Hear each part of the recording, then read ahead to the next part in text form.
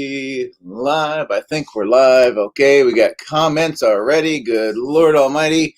How's everybody doing? Crazy 8, Profit, Mr. B, Brian, got the Goopa, St. James, Miles, got a few. Awesome. Well, thanks, guys. I know this is a little earlier than normal, but we got to work around schedules. So, and that's okay. This is awesome. It means I don't have to be up till 2 o'clock in the morning. So I'm not guaranteeing a 4 hour. It's not going to be a 4. I think we'll hopefully, if we can round it around at about 2, would be fantastic. So, although I don't see Stumbler on here, so it might go pretty smooth. So, okay, guys, I'm just gonna jump right in because he's waiting in the side wings here. So, really no introduction really needed. Everybody knows, most people should anyway. So this was my real first introduction into YouTube and figure reviews or unboxings or even Transformers and shots. Like, it was just a whole bit of something for me, and I got hooked. And I mean, you guys hear me praise them all the time. So honestly, I would not be anywhere around here if it wasn't for this guy, and I'm super happy that he was able to have some time to come hang out. So I'm gonna pop him out and everybody say hi to Uncle Mike. So shit. Here he is. Oh, I hope the figures didn't go down too bad. I mean, hi. There we go. It was a joke. Nervous. Lily just came in very concerned. It was a joke. We're good. We're good. That was planned. Love you.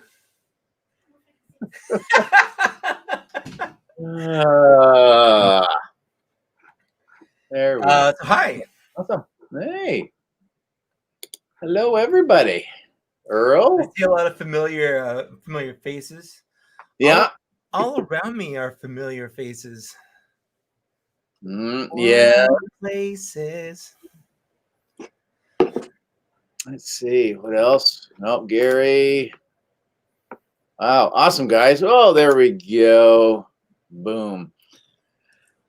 Nice, Mr. Cato. Absolutely. Very cool. Very cool. Well, thank you, sir. I so appreciate you having a little bit of time on your schedule, so to speak. So that we were able to correspond, which is nice. You know, only a 3 hour. Like we never talk, Gord. We talk all the time. I know, but we don't do the video thing. I don't butt face dial you very often, so that's true. Every once in a year. So yeah.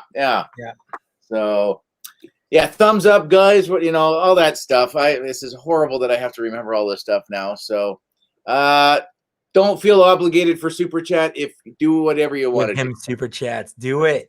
Oh, but yeah, look. Well, get a point this way.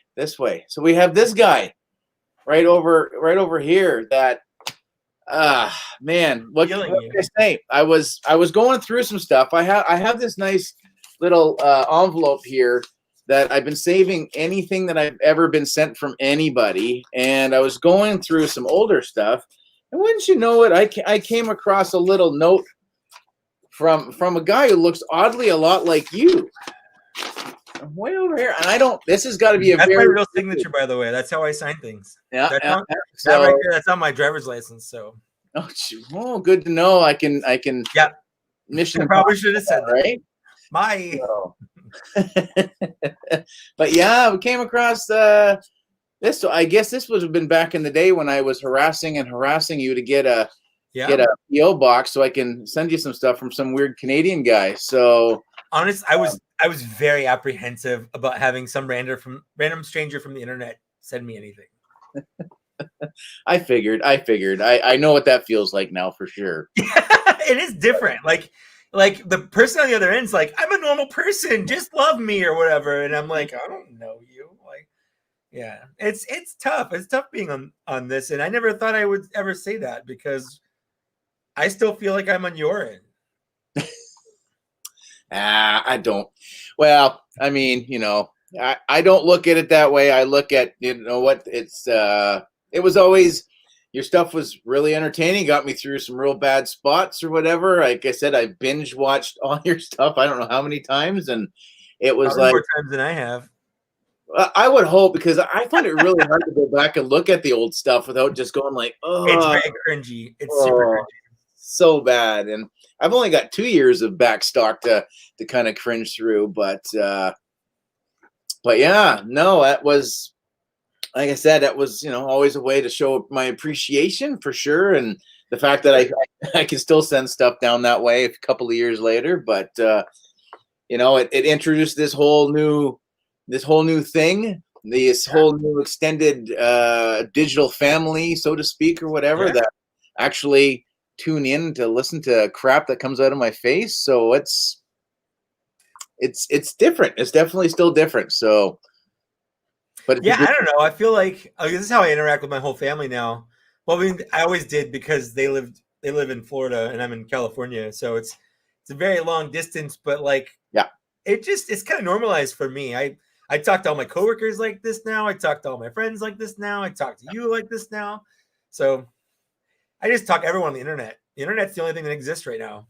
Mm-hmm. Yeah, that's true. I honestly don't know. We were trying to kick the kids out of the house one day. Like, typically right now, there should be a lot more snow on the ground, and the kids are out on their scooters and their bikes doing all sorts of stuff, because all that's left is just a little bit of this, just that really gross brown, scrapey off the road snow. And so we're like, you need to go outside, because you don't understand what it was like, because we didn't have stuff like that. And I'm like, I can't believe I'm actually saying that now. My parents, it's weird, right? You are your parents now. Yep. Oh, completely useless. Hey, $5 American's about, like, I don't know, 17.50 Canadian, I think, nowadays with the exchange rate. So, no, much appreciated, sir. Absolutely. Thank you. So I did want to ask, I mean, as music seems to be, for myself, quite a big part of my life, not maybe as much as it was maybe in my 20s, I think, but it's always there. And I always find, especially with you and it's been a while, that is embedded into my brain for probably now to eternity. So thank you for that. You're welcome. Music wise, what do you listen to that people wouldn't think that you listen to? Oh, so for me, I mean, my musical taste hasn't changed since like 1999 or 2000. So pretty much anyone that's popular now still that was around then, like I like, but I'm like normal stuff, like alt rock 90s is like pretty much something I care about. Oh, I like classical music a lot. Like I went through a huge classical phase, so probably that. Like I would say most people will give me like, this guy likes fucking Marilyn Manson, or I don't know, like Weezer probably is more like it, and I do, but like I like classical a lot too. Not gonna say polka. No. I don't hate polka. I live in Southern California, and one of the weird things that, like, in Mexican culture, the tuba and the accordion are like huge, but like I don't really consider them like Hispanic or even like Mexican instruments, but it's like heavily used. So there's polka music going around everywhere. Every other car in Southern California and San Diego, it's like Mexican polka music. You just hear the pampa all the way down the road. It's really weird. That's interesting. It's not my favorite thing, but it's just weird. Yeah. Jesus, that's like they're saying, we've got a guy who's really famous, Canadian radio DJ, Alan Cross. He does like the ongoing history of new music. Our big station out of Toronto was 102.1 The Edge back in the day. Not so much now. I haven't listened to actual radio in forever. It's either my playlist on my iPhone or I've got satellite radio, so I'm listening to like old radio serials like Johnny Dollar and like old Superman episodes and Green Hornet and stuff like that. Okay. So regular stuff, haven't got a clue, whatsoever. But he was saying that sea shanties. And it's funny because of the little thing that I had seen from you, but I was just like, he's like, what the fuck is going on with all the, why are sea shanties becoming popular again? And I was TikTok, like, man, TikTok's fucking weird. It's bizarre. It's full of kids. So I try to stay away from it just so there's like no weird stuff going on there. But you know, I'm definitely too old for TikTok. Like that's just one of those things that like I'm getting to the age where I realized, yeah, I'm really fucking old. I still play with toys. Like I can still hang with like, you know, drinking and partying and going to a concert or whatever. But like, there's just things like I don't fucking understand anything about you as a person for doing this. No. Yeah. No. Dagupa, thank you, sir. There's a lot of cool names that are in the comments today. I think we've hit my peak. We got 39 eyeballs. So that's awesome. So I see Shabby is in the chat as well. So we got some of the English guys. I had a fantastic time on, that was just yesterday with the Pally Boys. So it was a good time with those guys. So looking forward to going back on maybe another time. So, but yeah, I think music-wise, I'd almost say because like Zach and we talk a little bit, but like, you know, KMFDM, Sure. Skinny Puppy, you know, more industrial stuff, which most people who know me wouldn't. They'd be like, "Really? You? Oh yeah, for sure." But yeah, I didn't know industrial, but I knew you liked Erasure, and I'm like, I like Erasure. Yeah, it's you know, any of that Brit pop stuff that came out of the late 70s and 80s. So New Order, Sure. Depeche Mode, Pet Shop Boys, OMD, you name it. I've seen pretty well everybody. Last September, we were supposed to see New Order with the Pet Shop Boys, and I've missed the Pet Shop Boys the last 2 times, and I've never seen them. So they're still on my bucket list. And then, of course, COVID happened, and it's been delayed till this September. But I still have a feeling I don't think it's probably going to get delayed again. So yeah, that may be a bummer. But on the opposite spectrum, Huey Lewis in the News. That's kind of my little secret shame because it's just so good for long distance driving. For some odd reason, Huey can just make that ride a little bit shorter. It feels. He does it with the power of love. Exactly. And as long as you get a new truck, you're good. Yeah. See, I know references. I like. Well, somebody was in TikTok. Good Lord. One of these days I'm gonna have to maybe get a moderator for this because my eyes are getting so old or my prescriptions just getting so bad. So yeah, I just have Lily do all the moderating for me. The only times I think there was one bots and shots that there was someone in the chat saying really mean things to my buddy Ryan, and I was so drunk. I was just approving everything. I'm just like, yeah, absolutely. Why is it doing all this? And Lily's like, no, it's because he's being mean to Ryan. And I was like, oh, yeah, I probably shouldn't do this when I'm drunk. No, that's true. I always felt I'm like, 32 people are in the chat. 15, 16, they're pretty consistent, and I can usually keep a pretty good flow. But I mean, we're hovering over 40, and here we go. Hey there, fellas. So many bald men with beard and glasses and figures on shelves. Am I looking in the mirror? We're all looking in the mirror. I think so. This is 10 years in the future down this. Down 30s. We got 40s over here. Yes. Yeah, there are a few of us, absolutely, for sure. So I find the ring light getting in now that I've got a ring light, that just always makes me look like I've got like starlight eyes going from the board. Coming right in there. That's the problem. I paid like the extra money for the glasses that weren't reflective, but I feel like they're still super reflective. Yeah. You can see my ring light right up in there. Like it's just weird. Yep. 99 left balloons. We're going with some Nana. Okay, all right. Yeah. Stumbler's always good for a nice early 80s reference. So we haven't got into his exes yet. So that's pretty good. So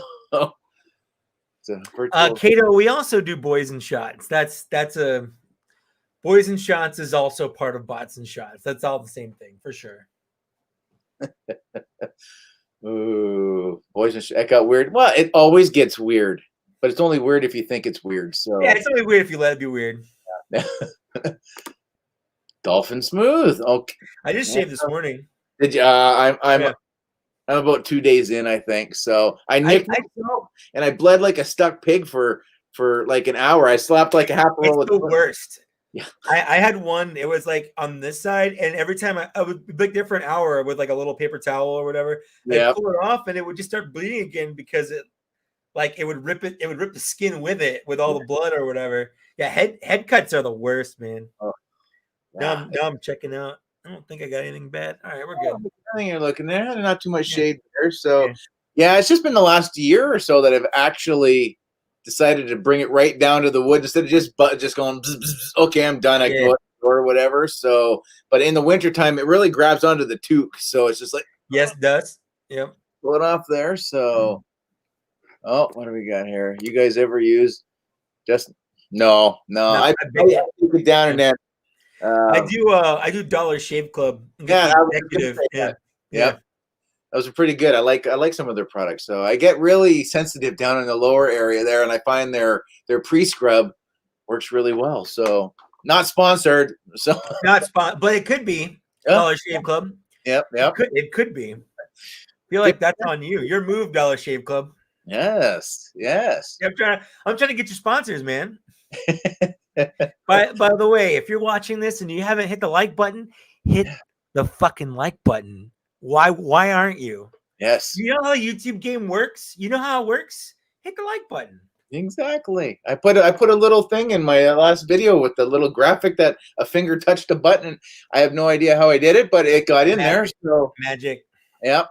Exactly. Oh, JJ Prime just subbed to Mr. Mike. Well, you need to. Thanks so much. Oh yeah, actually that name looks familiar. I'm pretty good at remembering names from one to the other. So I shaved my head, but I have a feeling I'd look like a week-old dropped cantaloupe. Okay. Oh, cantaloupe. Here, I'm speaking English way of saying fruit names now. Cantaloupe. I've been watching too much Red Dwarf again lately, so there's not been a lot on TV to watch. But here we go. Here's a question from Decorum Nation. Abandoning 6-inch for no. Never, not once. And so I'm just gonna take this one, Papa Gore, if that's okay. Go for it. So I will never abandon the 6-inch scale. I did abandon the 3.75-inch scale. I can't. I don't have space, time, or money to collect both. I'm not poo-pooing it. So if you love the 3.25-inch whatever stuff, that's all. That's fine. I don't like it because I want my figures to kind of grow up with me per se. So when I was a kid and I had the 3-inch figure in my hand, it felt huge because I had little kid hands. Mm-hmm. Now, as an adult, it's weird picking up one of those tiny, like Star Wars figures. I'm like, this thing is microscopic and my giant chubby. Yeah, exactly. It feels so small. I want that same feeling. I want the feeling of a 6-inch like toy in my big adult hand. Yeah. I'm not trying to make this sexual. But yeah, so that's why I like the 6-inch scale. I prefer it. Mm-hmm. Yeah. And I will pretty much agree with every point that he made. It was the same. Like I said, guys, I think I just said it with the Pally Boys yesterday. My first 3 figures were the Jin or so, the Cassian Andor, and the Flame Trooper, and that's what I based going all in on. And so, yeah, it does feel a lot better in hand. I can appreciate the 3 3/4 inch. The detail on them are phenomenal. I find some of the faces look better than some of the 6-inch out there, but I almost still feel like I'd break. I've opened up one of the new vintage ones, and I almost feel like it's just very fragile. Is it like a Mice and Men Lenny situation? Yeah, you're petting those rabbits a little too hard. Yeah. But I mean, I will never say like Hot Toys is great. I love the Hot Toy I have. I've got 4 more coming, but I think that's going to be pretty much it for me. And I'm getting those because I wanted something a little bit more showcasey. Yeah. But I feel like they're way too big and expensive to collect. Like that's it. Like I feel like I would be cutting myself off from other cool stuff if I moved to Hot Toys like completely. Yeah. I'm looking at. I'm almost. I keep saying no. Only episode 3 Obi-Wan, but I don't know that Shore Trooper. I've had him in my basket about 6 times already now, so I might pull the trigger on him just because I love that look so much. He would be a strong third because I think Obi-Wan's just, again, he's too expensive to try and track one down unless somebody doesn't know what they have and you happen to be that lucky guy. So, but I appreciate the definitely the one, and Sure. still feel, you know, a little. It's something everyone should. I feel like if you're a serious collector, you should have one hot toy. Like pick a character you like, pick a look you like, and just have one so you can speak to it, so you can experience it. But I definitely like the people that have, you know, details across the entire walls, and like they have like 5 hot toys in them because they can only fit one per shelf or whatever. Like, Yeah. It's cool, but it's too much like a museum than a toy collection to me. And it does kind of feel like a doll. Like not that there's anything wrong with that. Yep. There's still a distinct difference playing with an action figure and playing with a doll. And the one hot toy I have, which is the one you have, it feels like I'm kind of messing with a doll. A little bit, yes, yeah, for sure. And then the options too. Like we complain with the Black Series that we don't get enough options, and then, you know, 4 holograms. Just the holograms alone, I feel overwhelmed with. Going, do I want you? You know, yeah. Which one? Yeah, and like, so what? You put it on? Do you display it for like a day and then you change it? Do you display it for like a week? Do you put it on and then immediately take it off and put another one on? Exactly. Like, really, it's hard to decide how to enjoy it. Yeah, it's very much a first world problem. Like I have too many cool things and cool ways to display this almost $300 toy. Yeah, like it is a problem because I feel the same way. I've got so many different.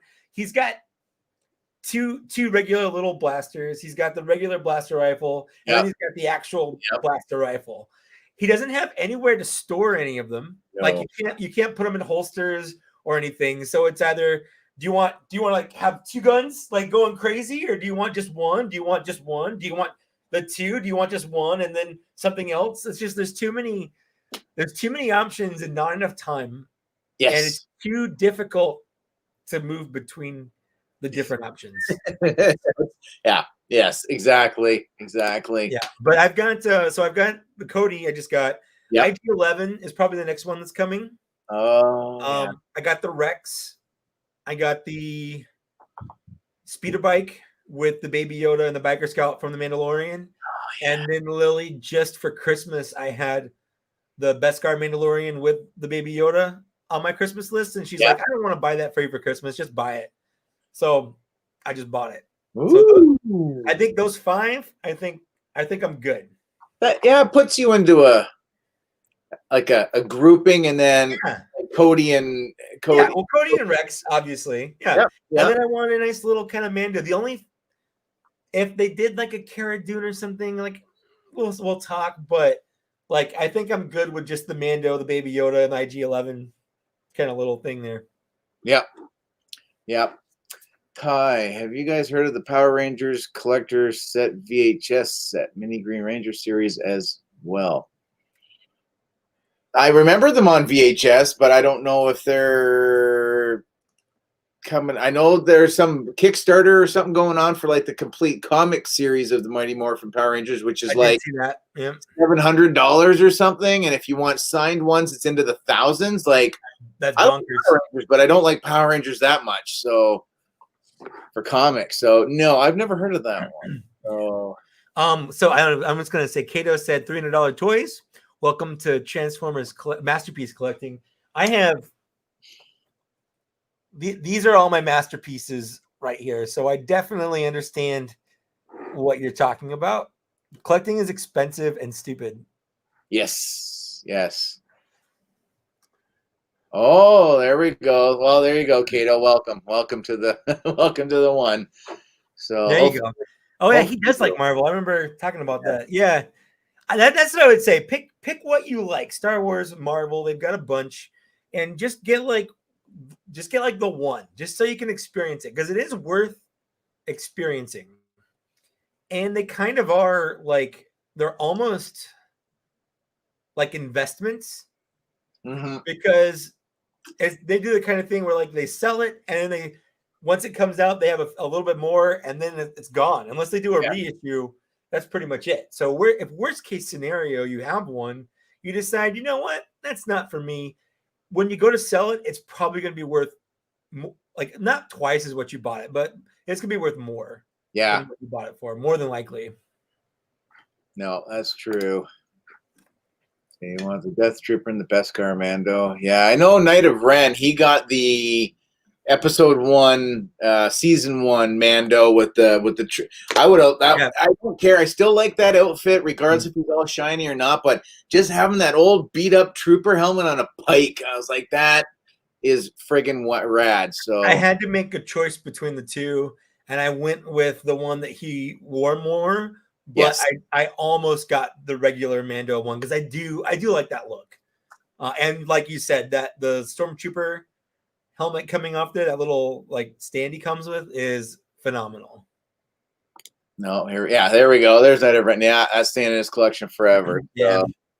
Yeah, I don't blame you. That one, it is really nice. Absolutely. So I would, again, I'd like to say if I could do, I don't know. I think if you were to go, you know what? If one really solid one comes out and I do maybe one a year, that's my big whatever. But then if Hasbro keeps dumping 100 figures out in a year, yep.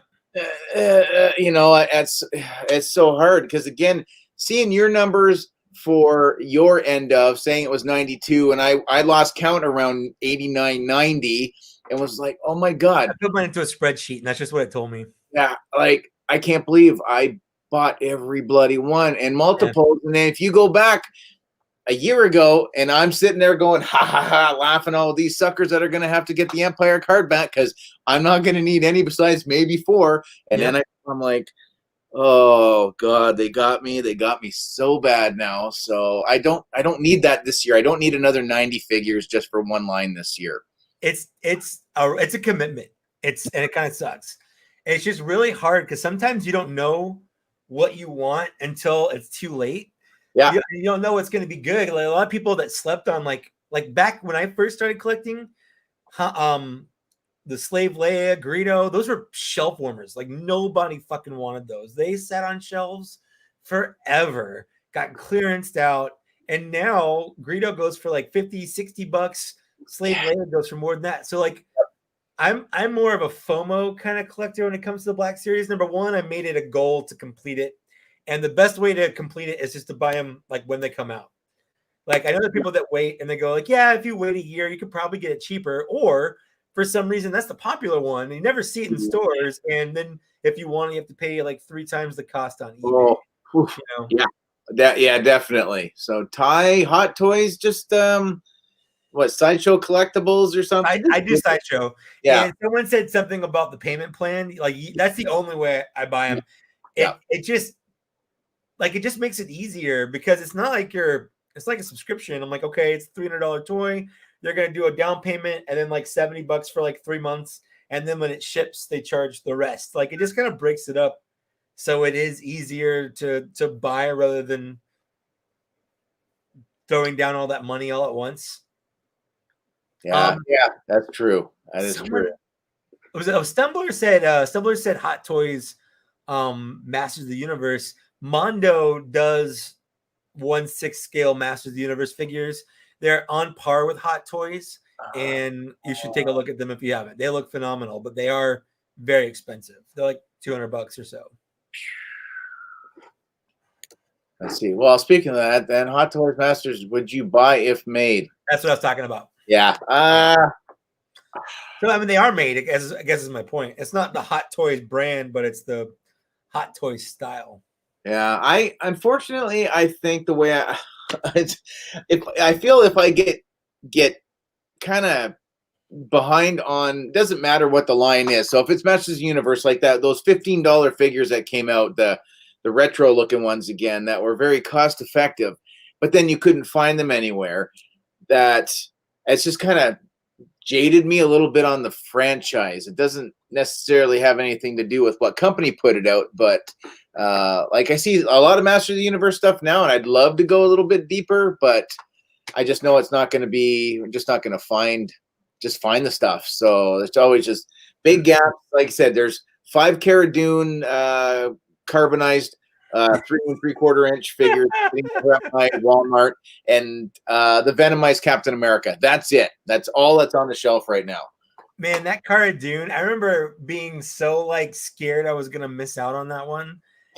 Like, I remember like I did a in-store pickup because I found them online and I was like, yeah, I got 2, one for me and one for Papa Gord. That was not something I had to worry about in hindsight. No, I can't see how that one turned into the peg warmer out of the. Well, I can see the Mando and the Death Trooper being, well, good old Amazon, but yeah, that IG-11's the only one I could see being a peg warmer. Honestly, like I thought for sure, because I know Cara Dune, when she came out in the regular line, she was the hard one to get. Like, yes, from that wave. Yep. So I was very surprised that she ended up being the one that nobody cared about. Oh, here we go. Oh, there you go, Ty. You sign up for a $25 code. Yeah, and then I don't know if you get anything if you go through Josh's code. I think he gets something out of it. He gets something, but I don't know if you get anything, right? Yeah. I haven't used anyone's code when I bought mine. No. Every time I think about using I just don't think about it, yeah. I was gonna go buy a toy. I'm not gonna think about cool. No, exactly. Oh, no good die cast in the Dark Trooper. That one looks pretty rad too, but that wouldn't have been my first one to jump into Mando Hot Toys size. Wouldn't have been my first for sure. Yeah. 42, is that a new record? We were actually about 46, Steven, so we're still hovering really good, so I'm not complaining at all. So whatchamacallit, Toy Snowman, the figure came in. So here, guys, I'll show you what it is. So he sent a Bly. So that stand-in figure, this is the stand-in figure for the giveaway. So, which is pretty rad of him to send one out, plus the gift cards as well. So hopefully I can work that a little bit more eventually. But let's see, what other, I had more questions written down for you too. So I think I brought this up on the Pally Boys as well. I would imagine there was a time or a gap that you just were like, I'm done playing with toys. I'm not collecting anything. I'm a young adult and we don't have such things or whatever. What do you remember what the first piece was that kind of pulled you back in? That period never actually existed for me.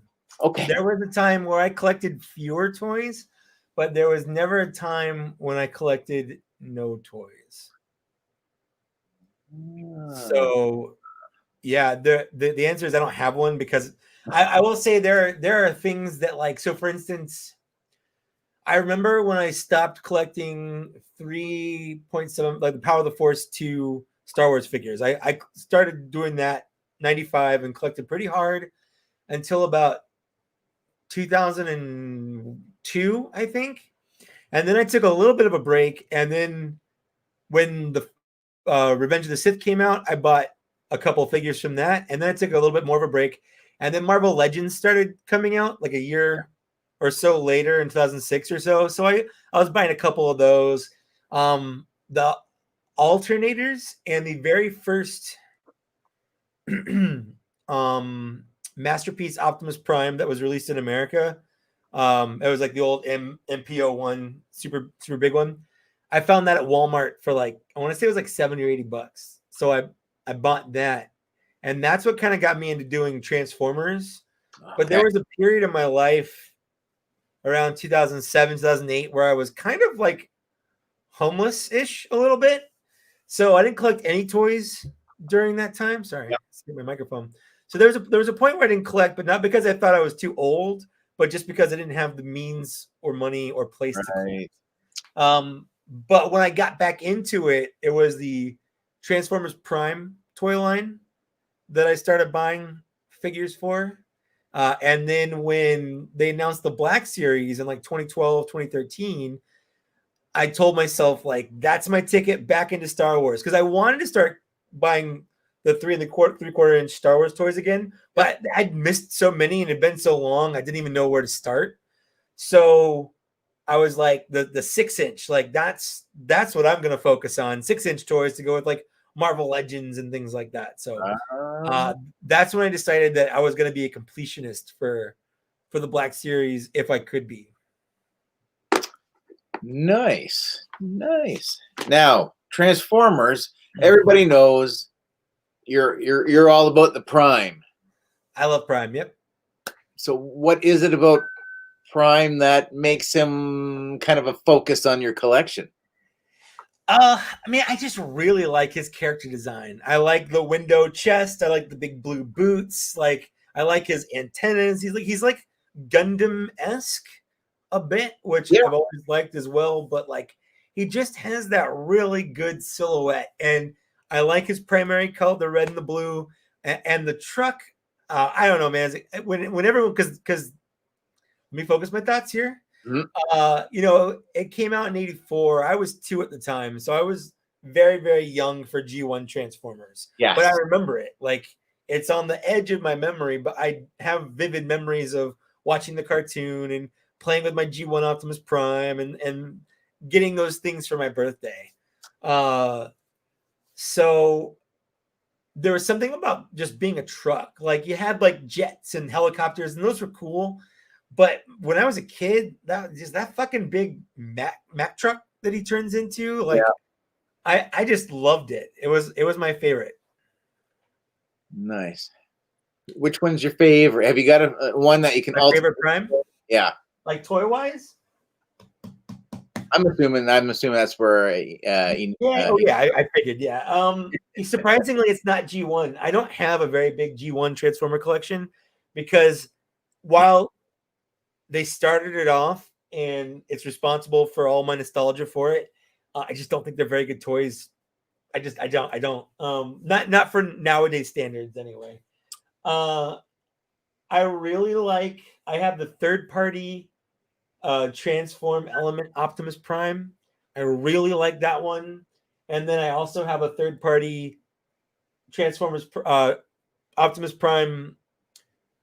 He's like a missile. He's a G.I. Joe figure. He's the Rolling Thunder. Yeah, we've been talking about that because I love that look. I was like, I'd love to have that one. So those are probably my 2 favorite primes. For like normie people, the new Earthrise Optimus Prime, I think, is the best Optimus Prime Hasbro's made for like mass retail.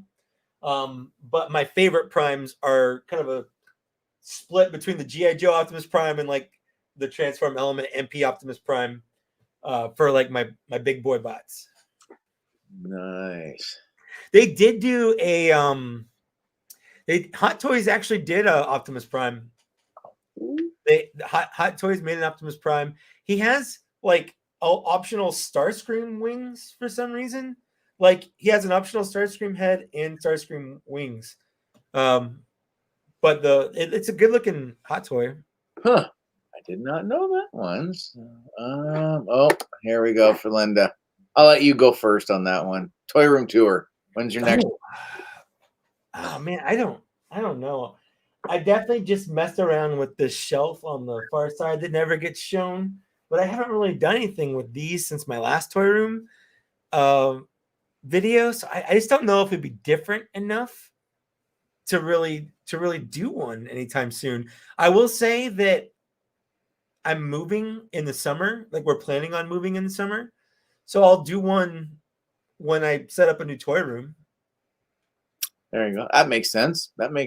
Yeah, mine's coming soon. I'm still not happy with the setup. I've packed some stuff away because it's like there's just no room for it right now. And maybe if my G.I. Joe stuff starts to expand a little bit, then I'm going to need more room. But I think in the next, maybe I'm not going to commit before the end of February. You'll see one come up, because again, there's no new Star Wars stuff coming out.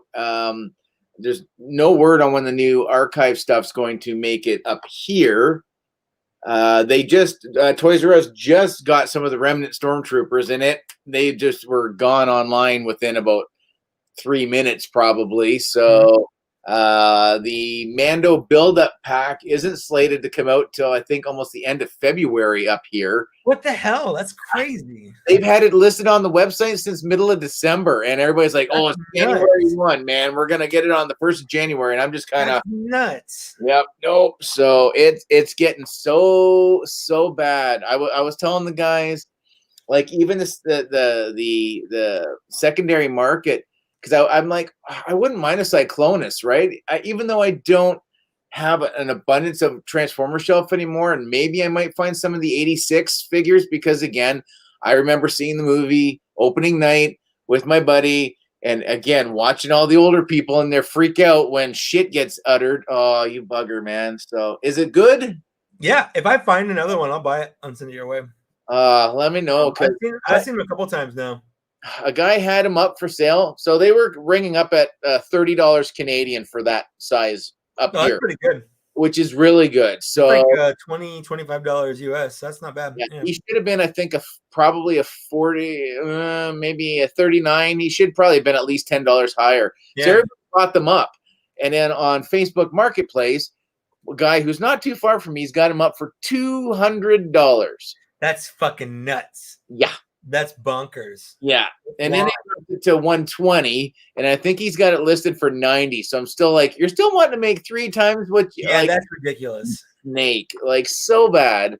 Like, why buy it if you're not gonna do any, like, just I don't know. I just getting so damn salty over stuff like that. Understandably, man. Brian asked me a question. Brian, to be honest with you, I probably did, but I'm high right now. So I can't remember off the top of my head if I got a package from you, but I think I did. Oh, I did. I remember now. I remember now. Yeah, I totally did. It took me a bit. All right, here's another. I'm assuming. Oh, the Civil Warriors General Grant Prime.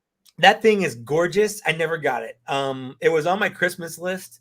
I might still buy one because I like it's the I guess the Dreamwave styled Optimus Prime. He looks fantastic. I definitely like him.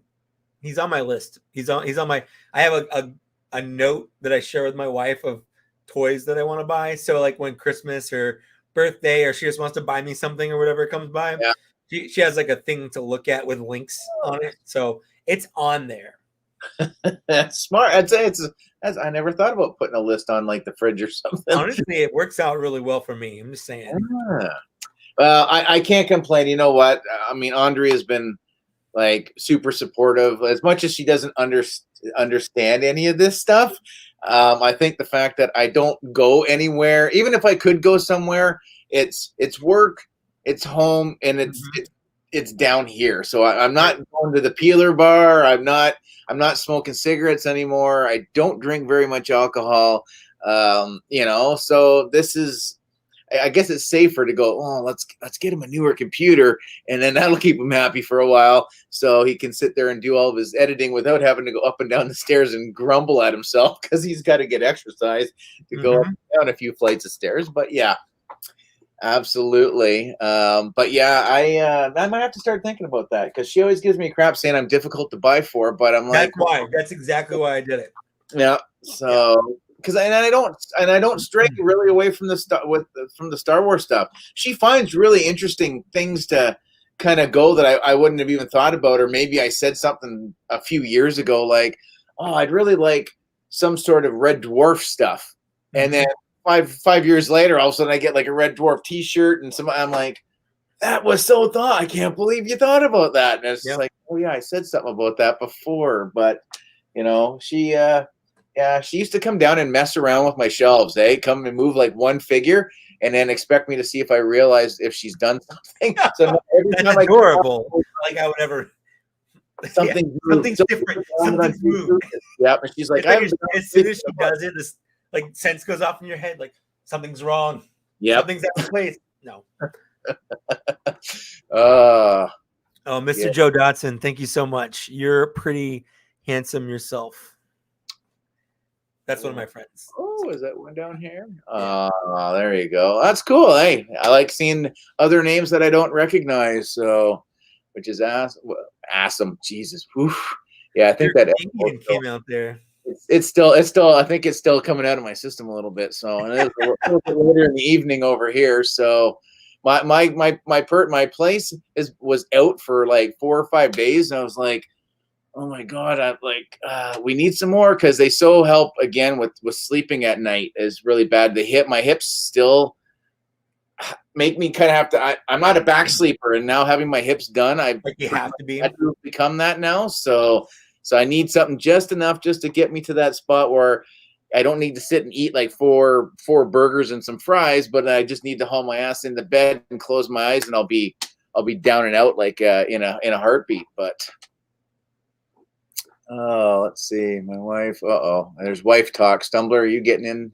My wife making relevant jokes. That's what I bring to the. That's what I bring to the thing.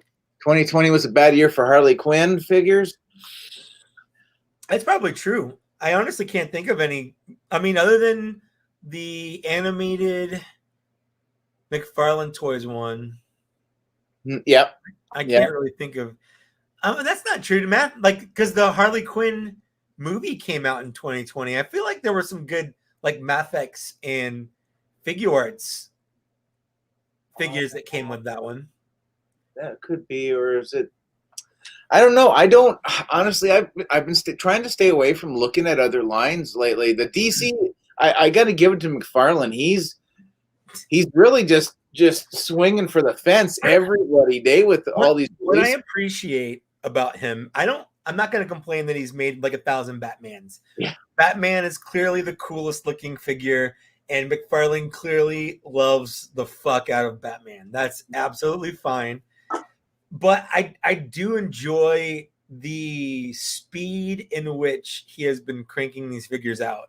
Ooh. Like, it started in January of 2020. That's when they first came out. In that first year, I think we got like 50 or 60 figures for like the first year. Like, that's nuts. Yeah. No, that's true. And he does his own kick, and he had his own bloody special. I did the Kickstarter. Right. Yeah. That was another one I kicked myself on, that I was just like, yeah, I don't care much for Spawn. I never have been a big Spawn guy, but then it was still like, well, he's still Canadian, and that's what support him. And then I remember when the Spawn figures, like toys, came out, and my mom, because we grew up super religious. My mom's like, "You're not allowed to play with the Spawn toys. It's the Satan," or whatever, like that moms say when they're super scared of the devil. But I like that made it fascinating to me, because now it was forbidden fruit kind of thing. So I still couldn't play with them or read them or whatever, but like I wanted them, and I followed them because I couldn't have them. Yeah. Well, those Batman Beyond, I might have to go with some of the Batman Beyond ones. I like that Bane Build-A-Figure with that really creepy ass scare. Yeah. And I don't get the reference with the Joker head in the jar, but I was like, damn that. There's a lot of deep cuts from comic books that I clearly haven't read. Like, and I think that's cool. Like, I had no idea what the Hellbat costume was that you got me, or the Unchained Superman or whatever. I have no attachment to them. I don't know their story. I don't know anything about them, but they look rad, and that's really all that matters. Oh, absolutely. I'm hoping they do like Azrael, but the first suit that he took over as Batman when Batman was still recuperating from having his back snapped. I remember that one needs to be done. But to see the Batman Beyond ones, I mean, I've got the whole series. I've watched it, not maybe as much as the animated series, but like the Return of the Joker, I thought, especially the unrated version, was I could watch that like every day, like especially to hear Mark. Great movie. Oh, it just gives me the chills all the time. So it was such a good line. But to see the figures, to see Blight, and I'm like, I may have to somehow sneak a couple of Batmans into the collection again.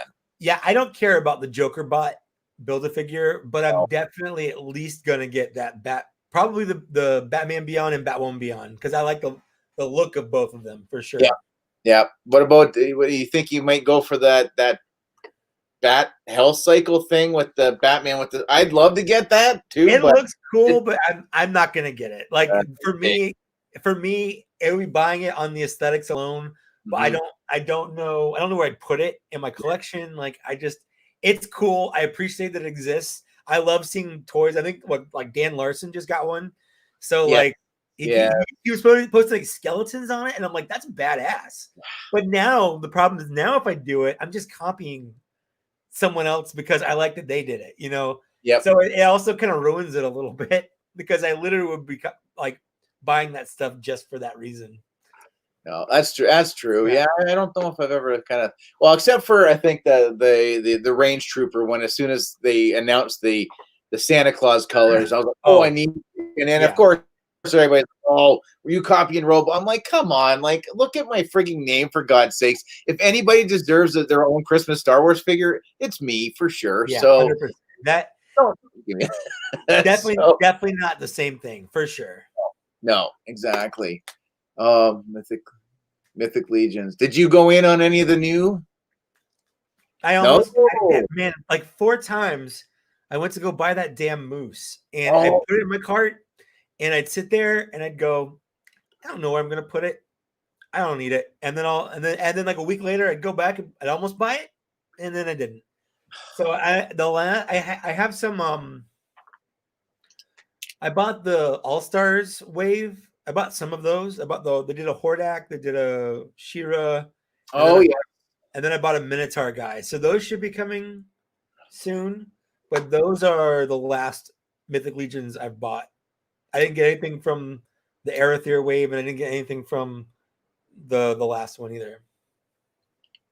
Yeah, I'm staying away. And I love them. I love the couple, and I've got they're packed again. They just because I wouldn't deem it a big enough chunk of figures to put up somewhere, but maybe eventually if I can add another floating shelf with it not getting in the way of someplace, and that would go there for sure. Like the Power Rangers, I condensed way down on that and just was like Mighty Morphin, any of the ones that you've sent or anybody. I'm like, other than that, I just I got to cut the ties. I love the figures, I love the looks of the uniforms and stuff, but Yep. I'm trying to go more attachment to the character now and go. I can look at this figure and go, okay, well, that's all Star Wars. That's G.I. Joe. Yes, I have Smokescreen because he was my favorite Transformer and he was my first Transformer. So that's why I have it. So I can justify what I put in the collection now. Sure. I mean, that makes sense. You have to start limiting it somehow. Yeah. Otherwise, it gets too crazy. And you end up like me, where I have like 5 tubs of toys in my closet that I haven't seen in a year because I don't have room for them. I like them. Yeah. I might sell them now. I mean, I haven't seen them in a year. I probably don't even want them anymore, you know? So it's real tough. Yeah. Yeah. It's I keep in the room beside here. That's where I've got my large boxes with all the actual figure boxes, and it just seems to keep getting bigger and slightly bigger, and it's to the point of, am I really going to keep all those boxes, or what other boxes am I willing to give up to keep the Black Series boxes? So everything else seems just. So again, Transformer stuff, unless it's a pricey one, and honestly, I don't really have many of those. So I'm like, okay, all the cheapy $30 figure boxes, those can go. Marvel Legends, yeah, I don't have a lot of those. So any boxes, those can go. And that's kind of where I've hit my. And Power Rangers, I got rid of all the Power Ranger. That was hard. That was almost like I needed an intervention for that because I was, yeah. I'm having a hard time throwing away my G.I. Joe boxes. Like I've thrown away Marvel Legends. I've thrown away Transformers. I don't care about any of that stuff. I keep the Black Series boxes mostly for doing the checklist video every January. So I might actually go through and throw away my older ones. I don't know yet. But the G.I. Joe boxes are so freaking pretty. Yeah. It's really tough for me to want to throw them away. Yeah. Yeah. Those are some nice ones. I will not disagree with you on that one. Oh, we're going more. Oh, Raymond Z's in the chat, and What's up, Raymond Z? How you doing, buddy? He is definitely going deep on the legend stuff. I think I don't know, Raymond. You went? Did you go all in on the? I think you went all in on all the new stuff. So that's cool. I respect that. That's the way to buy it. It's way cheaper than buying them individually. they looked good. Yeah, the moose.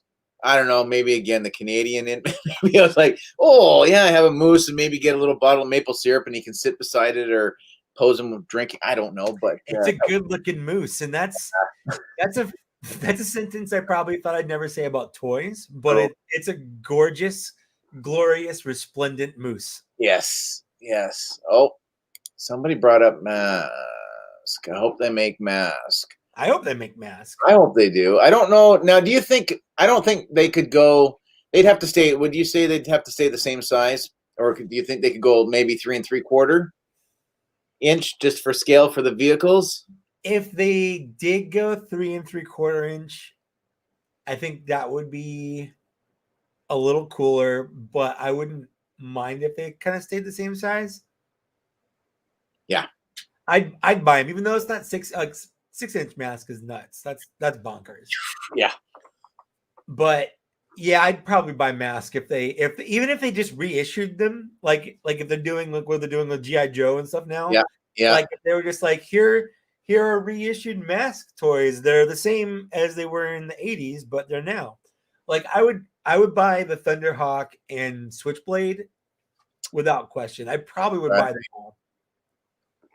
Yeah, I'd definitely be down for some. So I think I still have the green helicopter or the green motorcycle that turned into the helicopter. Yellow. Yeah.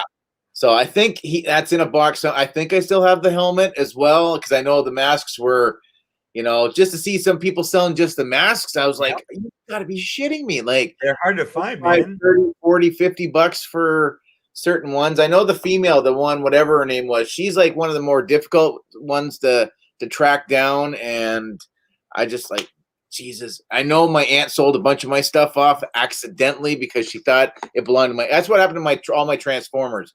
I came over one day and I'm like, yeah, I'm here to pick up my Transformers. And she's like, what Transformers? The ones that big pot. Oh, I thought those were your cousins. So they went out on a yard sale. I was like, oh, all gone. Rough, so man. The only one I had left was Smokescreen. So I was like, well, I guess my Transformer days are done. So yeah. I didn't even get a chance to decide that. But yeah. I honestly couldn't tell you what happened to my old Transformers. Like I have the only one I have left is Scattershot. That's pretty much it. Is this high enough? I turned my gain up a little bit for Linda. Oh. She said that I was a little too quiet. Oh. I think you sound good. Oh, thank you. Oh, here we go. Oh, can we do a random round of rock, paper, scissors? Oh, I don't know. I'll rock, paper, scissors. Yeah. Sure. Are we going 2 out of 3? Why not? Okay. Okay, sure. Rock, paper, scissors. Oh, you go on? I always go on 3. You go 3 and then on? Okay, sure. Okay, well, yeah, whatever works for you. Okay. 3 and then on? Sure. Okay. Yeah. Rock, paper, scissors, shoot. Oh, we're both paper. Okay, all right. Rock, paper, scissors. Okay, and one for you. So, all right. Yeah. The nation is depending on this one. Okay. Rock, paper, scissors. I'm going to go rock again. Right. There we go. 1 for 1. Tiebreaker. Okay. Rock, paper, scissors. All right. Rock, paper, scissors. Dang. All right. Okay. Rock, paper, scissors. I'm going to do it again. Yeah. All right. The Americans took the first annual rock, America. paper. America. Yeah. I'll here you go. I'll save you the first inaugural bottle cap off my cider. So I'll send that out in the mail for you. Raymond said, I think he said he went in 2 full sets. Oh, that's a lot of money. That's crazy. Dang, Raymond. Well, when you get them, I'm all in on videos to see that stuff for sure. For so sure. Absolutely. David was the only one. Yeah, that's the one that I had. Absolutely. Smirking Bear. Hey, you made it out. So go check out his. He started up a channel, so all to deal with being with that name, I assumed he already had a channel. No, but his really, my fasting window's closed out. Damn, that went fast today. It was my splurge day today, so I'm feeling a little bloated actually. So that's the hard thing, is getting back into that. So I need to get back into it. When you don't move around a lot, it's really like I usually get 20,000 steps a day in at work, and right now I'm lucky if I'm getting about 4,000 steps in. Like, I'm way under. But I get 400 steps in. Yeah. Oh, Jesus. That's nuts.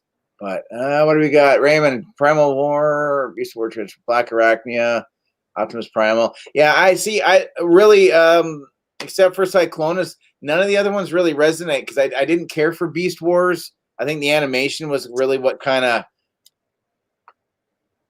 puts that Transformers out of my view, I guess. But how is the new Optimus like the Primal figure? Is he okay? He's good. No, he's good. Yeah, I mean, he's a smaller version of the Masterpiece one, but like he has most of the same engineering as the Masterpiece Optimus Primal. So yeah, he's good. Yeah, I do like him.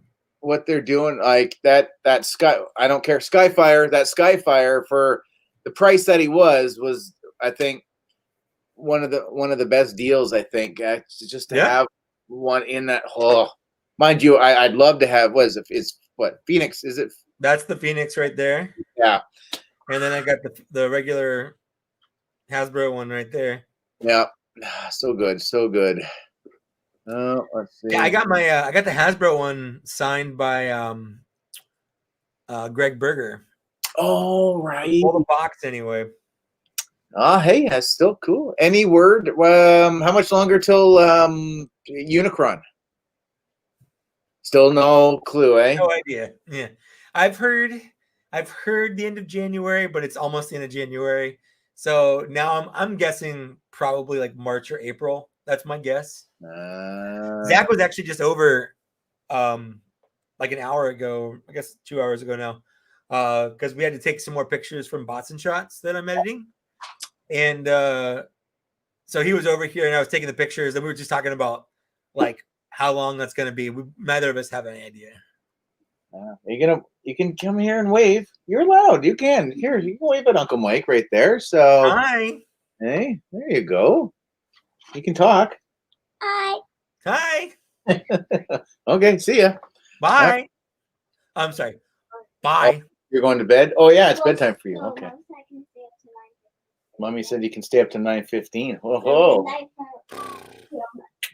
Okay, well, you enjoy that last 12 minutes. So I remember I was that age. 12 minutes sounded like forever. Some days, forever. Yeah, absolutely. 12 minutes. Well, I find it funny with these guys is every year they get older, they automatically think that their bedtime just increases. I'm like, I don't remember that being in the contract. Oh, I'm 13, so that means I can go to bed at 1:45. Yeah.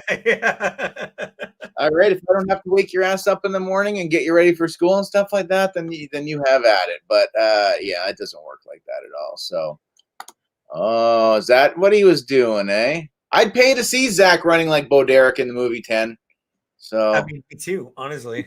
He's got the nice flow, you know. Yeah. So you can be jealous of his Goldilocks for sure. So almost just as much bounce too. So it's kind of nice. I have to. Well, not that I need shampooing secrets or whatever. It's more beard stuff. I just get so frustrated trying to let it go. That is an impressive growth, but it's just laziness. Well, just be lazy. I think with having the mask on my face, the fact that it pushes out and I almost need to have like a bag, right? So yep, I've almost what I want to do is put the mask on and then just trim like under it. That would work too. Absolutely. So I was trying to go for warmth this year, but we haven't had. It's not been like, knock on wood. It's not been that bad because I hate the winter, like with a passion. I hate switching my tires over. I hate having to put boots on and then bring shoes with me. You know, just the road salt. Oh, just yeah. It's so weird. Like that stuff is like foreign to me. I'm like, oh, it's just January. I live in Southern California. Like I use the same tires all year round. When I lived out in Chilliwack, BC for 2 years, the most snow I ever saw was literally, it was almost like somebody was shaking powdered sugar. Like it was just a dust and people were losing their minds. They're like, oh my God, how am I supposed to? And I'm like, what are you That's how much snow there is. You can blow it away. So, oh, there, see, I wondered if he was lurking in the background like a little perv. And there he is. Oh, Zach's here, baby. How are you? How are you, good sir? So we haven't talked music in a while. I got another I have another summoner coming. So you've got me hooked on those stupid little gothic teardrop head guys from seeing one of his collection videos before. So which was awesome. He does love those. Yes. That was perfect. Zach, did you find anything good out there? My guess is no. He was gonna go on a toy hunt. The ever failing toy hunts. I tell you, you're not sorry. I'm not expecting you to apologize about that at all. I'm stoked. I want to do one of the brain bots, but I wanted another summoner first, and I know he's not pumping a lot of stuff out, but yeah, nothing. Yep.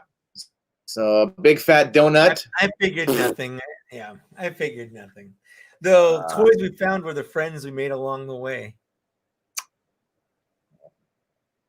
That should be on a card, right there. Probably is.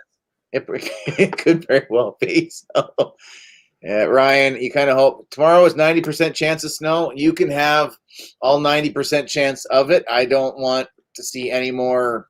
I'm done. We'll get snow in literally probably April this year still. So there's no such thing as global warming at all, you know, where in 1977, it was to the point that you couldn't even get out your front door because that was that much snow to literally, there was a day I saw a guy out there with shorts and a t-shirt on like last week. It was only 4 degrees, mind you, and I think he might have had a chemical imbalance, but he was still outside in shorts and a t-shirt in 4-degree weather. But yeah.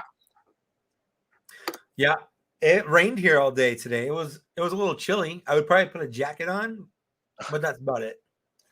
I used to for years now. Panic has me without a haircut in months. Yeah, I don't miss having to go and get any of this done. That was the best thing I ever did. Was I was working in a bakery out in BC, and I decided to buzz it down, and it never grew back. That's my story anyway. So, and it just made things so much easier. How much money you save not having to go and have any tons do any of that stuff? Although I do go get professionally trimmed. I haven't since the pandemic started, but it's nice having someone go in and like even it out and get it all good sometimes. That's where I get frustrated because you look in the thing and all of a sudden you got about like 18 or 20 of them just kind of going, I'm not going to fit in regardless of how much beard oil or brushing or anything you do. So I used to use beard oil. I think Brian asked about that earlier. I haven't in a while, but I used to. Yeah, I ran out a while ago, so it smelled really nice, and it was quite nice to get in the mask to go. I don't have to smell my breath all the time. I can at least smell that nice fresh. But yeah, Raymond, I live in Canada. How do I hate the winter? It's not always winter. It does get quite nice in the summertime, and the fall is my favorite. But yeah, the winter sucks. So it costs you so much more money. Insurance goes up, and yeah, heating bills and all those like adult things that cause you for not getting to have more things in your toy collection. So that's the real problem. Yeah. It's like in summer here, it's like, do I want to run my AC or do I want to buy like 3 more Star Wars toys? Yeah, I could see the air conditioning. I would imagine it gets pretty sticky. Does it get? No, it doesn't get sticky here. That's more of an East Coast thing. It does get warm, but it's a very dry heat. Might be able to handle that. I've been to Vegas a couple of times, so Yeah, it's pretty much like that, but down. Like I think the hottest it's ever been here is like 100 degrees. I can't think of a time it was ever over that. Oh ever. man, whew, that's kind of warm. What's that from that one movie? It's got Selma Hayek. So the white people are melting. Matthew Perry. I don't know what movie that was now. I can't think of what it was, but yeah, him and Selma Hayek got together and they were in the Mexican sun, and the dad's just like, the white people are melting out here. So it's like, yeah, I could feel their pain for sure. So let's see, wear the t-shirt I sent you, bro. Is that probably? That's probably for Zach. Oh, okay. All right. Zach or Raymond sent Zach a shirt that says Zach is Flan because that's his favorite joke from Bots and Shots. It's a great joke, mind you. So I can't blame him. Okay. Well, here we better highlight that then if that's the case. So who else we got? Peter, how are you? Gilster, how are you doing as well? Stumbler, it can start to stink. Oh wait, we're talking about here. I don't know, Stumbler, why I keep reading all your stuff, because it just turns out to be really kind of dirty in the end. That's what I love about his comments. Oh, he got called out. He missed one live stream, and everybody's just like, "Where's Stumbler? Stumbler needs to be here." It's very tense in the chat right now because there was a couple of guys that were kind of going back and forth a little bit about Kathleen Kennedy and Jon Favreau, Star Wars, back and forth, and it's just like, okay, how are we going to relieve the situation just a little bit? Ooh, a Stumbler X joke would fit very well right now. And yes, it would. No, so it did not happen. So Ryan, Godzilla and King Kong trailer tomorrow. Yep. I'll watch that. So what are you watching now? Anything series wise you getting caught up on? Yeah, Lily and I are watching what's the chess show on Netflix? The Queen's Gambit. Queen's Gambit? It's pretty good. I'm enjoying it. And nice. Then we're also watching The Expanse. I think it's got like another couple episodes here, and it'll be done for the season. But The Expanse is a very good show. What's up, Ron? What's up, Kevin? Yeah. And I'm gonna have to go back. I'll have to go back and start it over again because I think that's when I started to watch it when I wasn't sure if it was going to come back or not. So I wasn't sure if I wanted to commit. Sure. And then go, oh, I really like it, and then there's nothing left. So it almost happened too. Stumbler, Hell's Kitchen. I used to be a big Ramsey guy. Like, I'm not gonna lie, I watched everything. I had everything of his on DVD. Especially Hell's Kitchen unrated on DVD. It's much better to watch than watching it live on television because at least they don't edit all the swearing, and that's what that show is pretty well all about. But sure. It's the same thing all the time. He calls a guy a donkey. Somebody burns a thing, or the risotto's not seasoned enough. So I don't need to. I don't mind it like Hell's Kitchen when he goes in and just starts ripping everybody a new asshole because they don't know how to clean their fridge properly or their potatoes. The kitchen nightmares or whatever. Yeah. That was my favorite.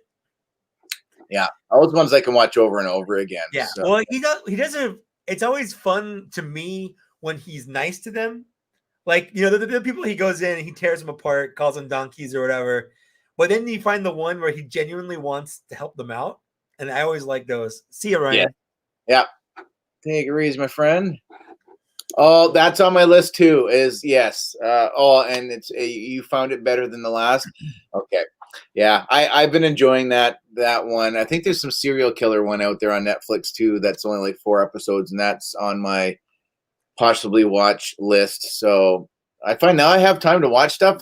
And I'm just starting to get into Agents of S.H.I.E.L.D. because I never watched that when it was on prime time. So I stopped watching Agents of S.H.I.E.L.D. in like season 6 because they pretty much completely ignored the snap in the MCU. Oh. So to me, I'm like, if they're ignoring the MCU now, I'm out. Like I just don't want to watch it. Apparently, in the last season, they kind of fixed that with like time travel shenanigans and whatnot, but there was a point in time where I just kind of checked out from that show because it wasn't, to me, it wasn't part of the MCU anymore. Yeah, if they're not going to do that, that's kind of disappointing to hear. So, well, I guess they fixed it. I don't know. I might go back and watch it. Who knows? Let's see. The British Kitchen Nightmares, yes, is definitely better. 100%. Yeah, I can probably quote quite a few episodes, definitely. So, if you're watching Heroes, I could never get into Heroes. How are you finding WandaVision so far? I love WandaVision. It's definitely a slow burn. Like, don't go into it expecting to see like a action-packed MCU. It's very cerebral, but mixed with the campiness of the TV shows of that time period. Yeah, and that's turning a lot of people off. Like if you're not there to appreciate like a cerebral story mixed with like Dick Van Dyke Show or Bewitched, or in the most previous episode as kind of a Partridge Family, Brady Bunch kind of thing.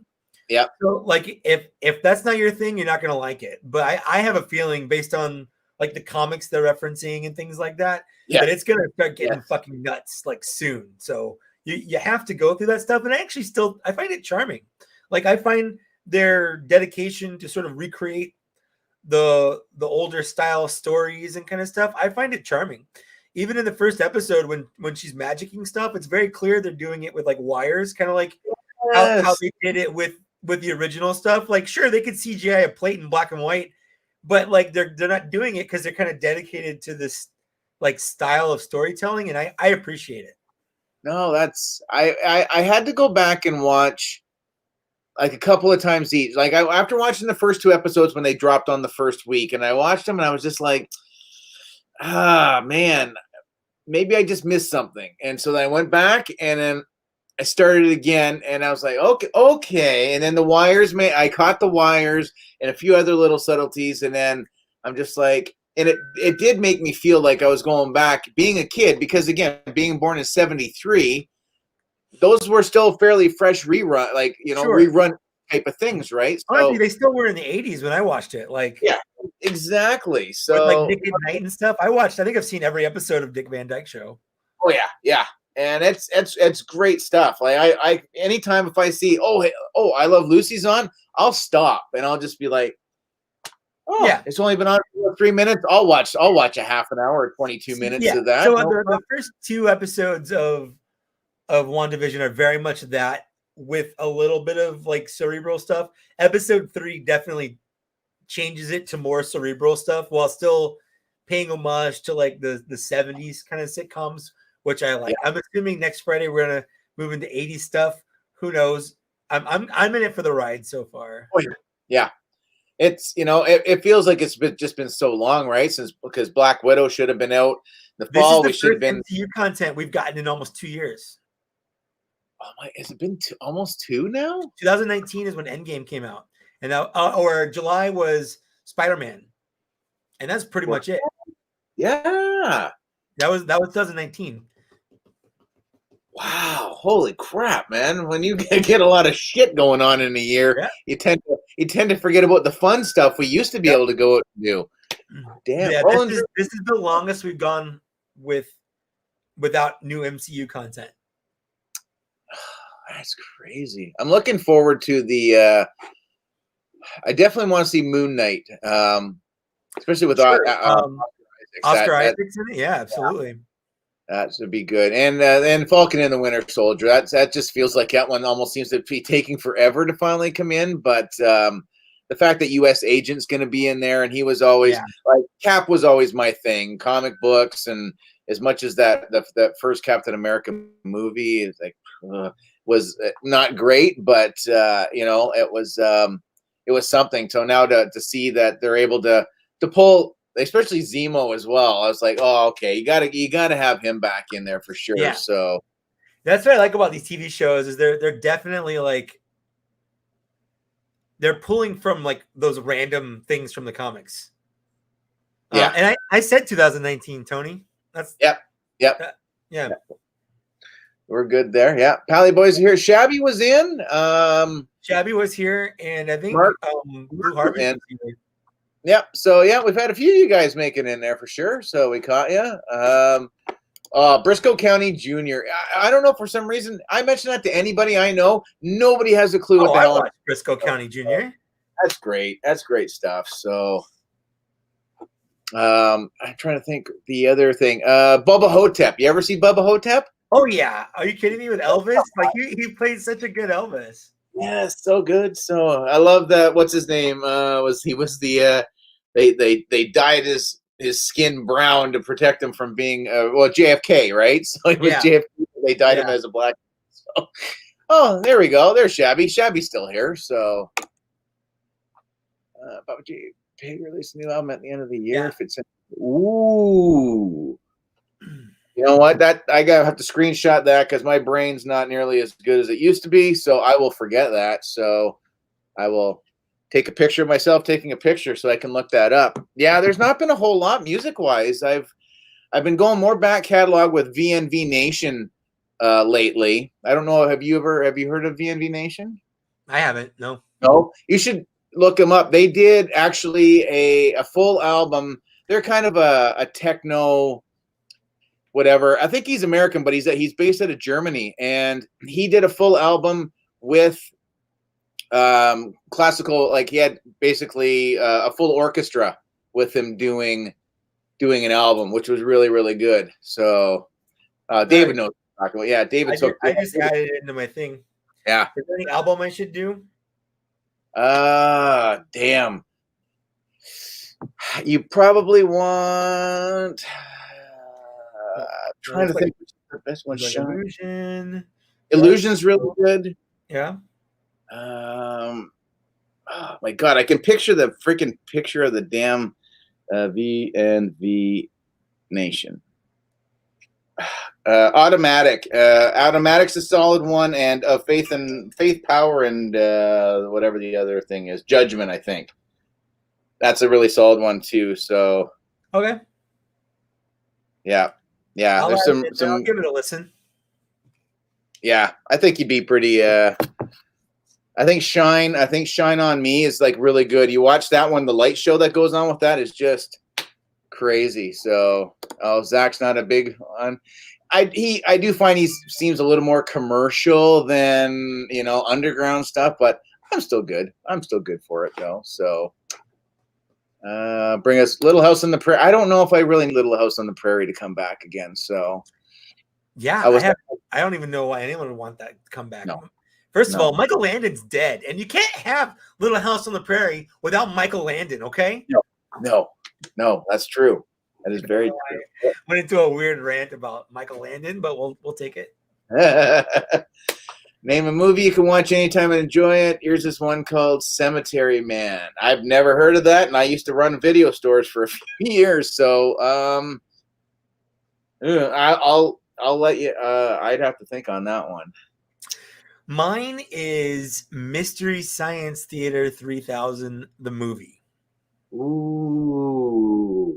Because it's also This Island Earth, which is a classic Universal sci-fi movie, but also funny. That I can literally watch that movie at any time. Damn, I don't know anymore. I think Hook. My taste Hook. I love Hook. Hook's good. Somebody put Captain Ron Solo Cuffs. I haven't seen Cuffs. Cuffs. I honestly I would say one if I just had to have something on kind of the back. Maybe a background movie. It might be Hudson Hawk. Hudson Hawk. Okay. Hudson Hawk. I don't know. It just came on Netflix again. I'm like, I'm not a huge Bruce Willis guy, but it's just so ridiculously cheesy that Bunny Ball and just the Snickers guy. I don't know. I can just have that on in the background. So, but I don't know. I used to watch so much stuff. Most of the time, I tried to put stuff on that I knew I wasn't supposed to have on in the store, even though customers were in. So I used to watch like Clerks and Mallrats were two that I'd always have going. But then as soon as things would come up about whatever, I'd have to just shut the volume off and just have the pictures going up. Yeah, for sure. So, but my aunt and uncle, they owned one of the stores, so they didn't care what I put on. They were quite fine with it, and they had a pretty deep back catalog of VHS tapes with like that Z grade action hero stuff, you know. So like just complete rip-offs of like the Terminator. It might be I couldn't give you an example, but yeah, Pee-wee's Big Adventure. That's a classic. Yeah, Fifth Element. Yeah, you know what? That's all right. With Nail and I, yeah, you could throw some British stuff out there. I probably Shaun of the Dead. I could watch Shaun of the Dead. Actually, I would go Hot Fuzz over Shaun of the Dead personally. Ooh, Hot Fuzz. I feel like there's more quotable stuff from Hot Fuzz than Shaun of the Dead. Yeah, that's true. I just saw, which I'd never seen of theirs, The World's End. I was like, how is that? The music alone. I went to it was when that movie came out, they had a marathon of all 3 of the Cornetto movies. So I watched that one after watching those other 2 movies like in a row. So I was really tired of being in the movie theater when I first saw it. So it left a little bit of a sour taste in my mouth just because I'm like, I'd been in the movie theater for like 8 or 9 hours and I was kind of ready to go home. But at the same time, I went back and watched it later. I do like it. It's not my favorite of the 3. No. I do like the music in it, but yeah, Hot Fuzz is like the best for me. That's my top. No, that's I would say probably. Again, to turn a zombie film into dry British humor, right? Sure. It just? So. Monty Python and the Holy Grail was like one of my all-time favorite movies. That, in fact, that probably could be. Yeah. That movie, now that I think I just thought about that. Like. Yeah. It's so funny to think that stuff that we can watch, but you know how many of those movies can actually play? I think somebody brought up once about Blazing Saddles. Can you really get away with a Blazing Saddles type of film now? Probably not. Yeah, so I appreciate it. It makes me appreciate it even a little bit more that you know that they're not going to try to go, let's do a reworking of that because, you know, we'll just get the whitewash off of it and see what we can get done or whatnot. But yeah, Galaxy Quest. Yeah, okay, I can watch. Galaxy Quest is fantastic. Yeah. So here are the rumors. We're supposed to maybe be getting a sequel to that, but heard the rumors. We'll see though. Yep. Won't be the same without Alan Rickman. Alan Rickman, yeah. I don't think you could do it without Alan Rickman, to be honest. They'd have to get freaking what's his name back, the stupid kid. Justin Long. Yeah. He'd have to come back in for that. I don't think he's working a lot, so unless Kevin Smith's got something new for him to go into again. But yeah, there you go. Bring out your dead. Yeah. I'm not dead yet. Okay. Yeah. Absolutely. Oh, okay. There we go. We got to throw the Blues Brothers in there. Man.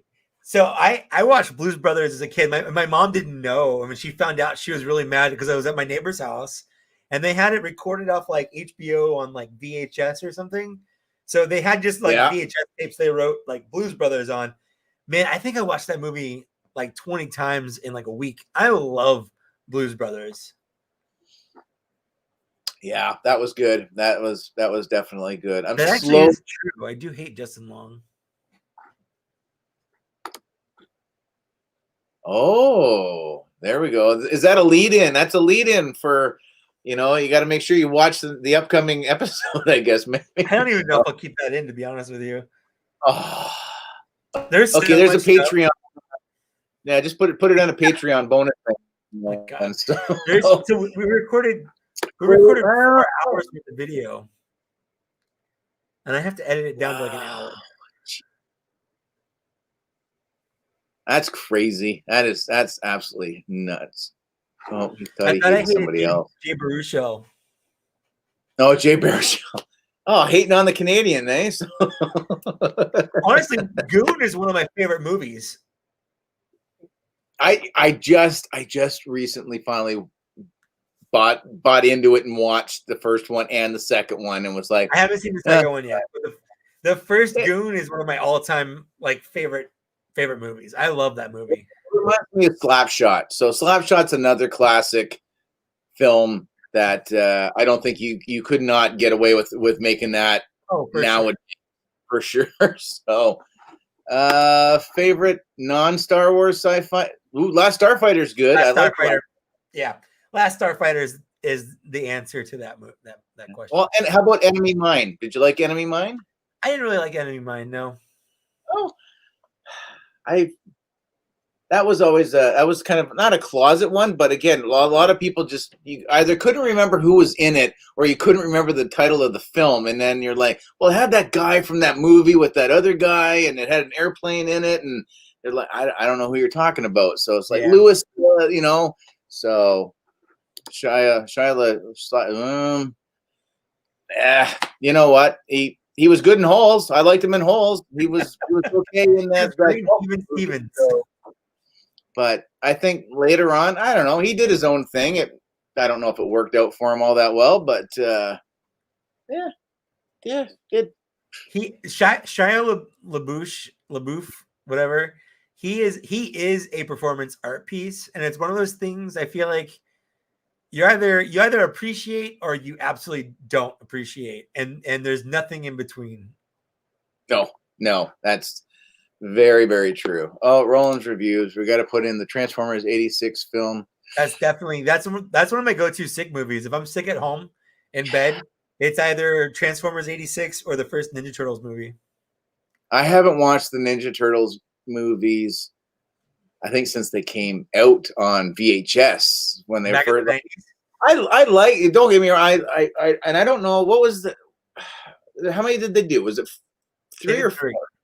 3. So the third one, is that when they went back in time? Yeah, that's when they go back in time. It's easily the worst one. I don't think I've actually seen that one more than once.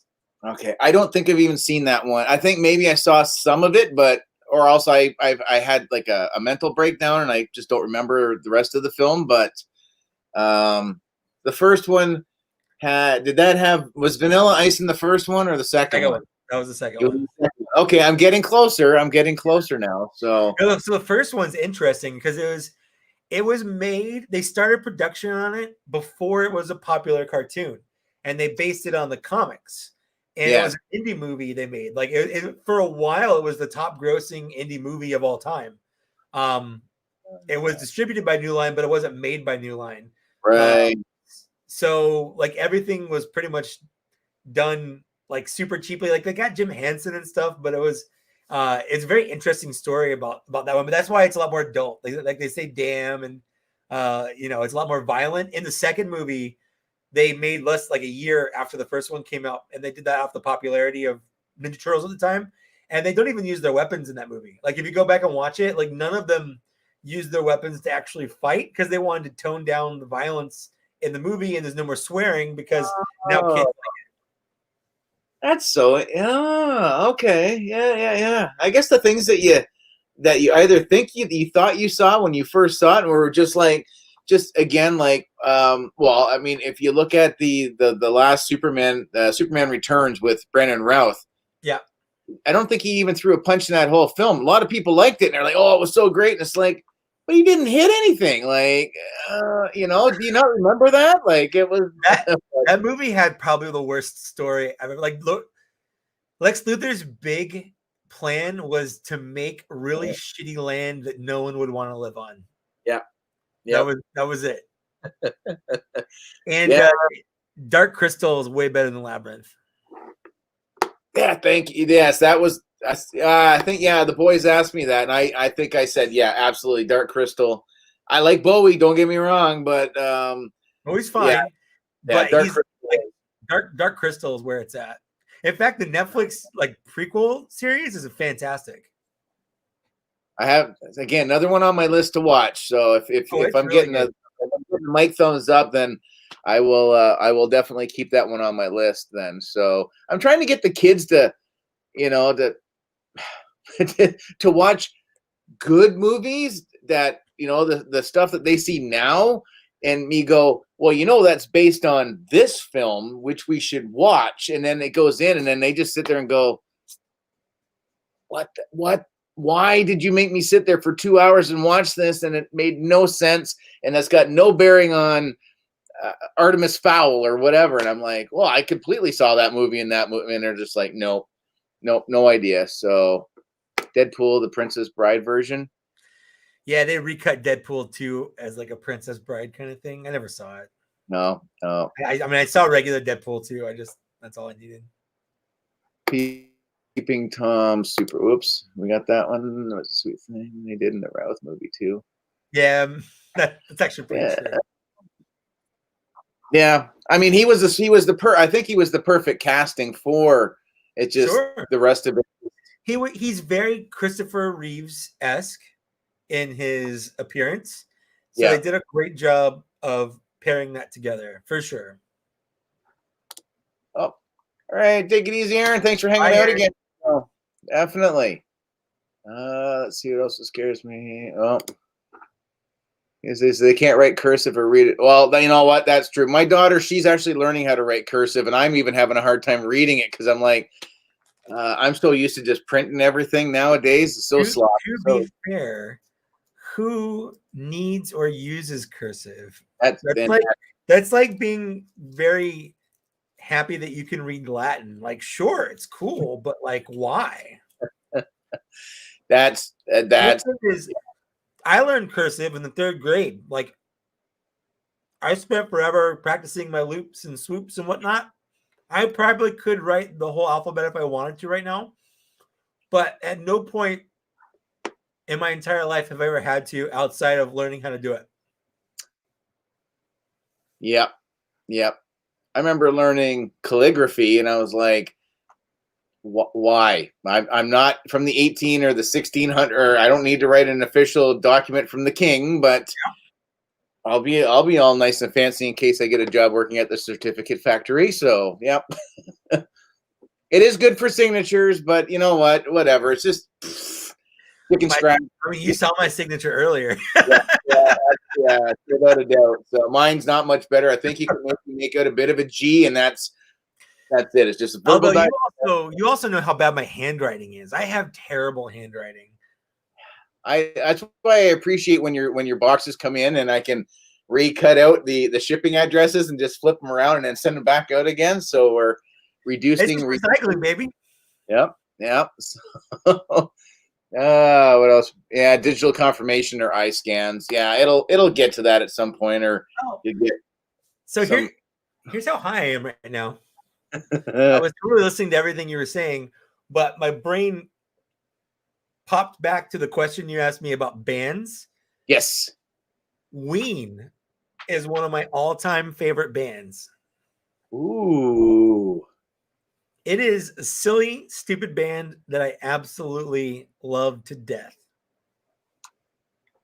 So Ween, the guy that made SpongeBob SquarePants, made it from their song Ocean Man. Like that was sort of an inspiration for SpongeBob.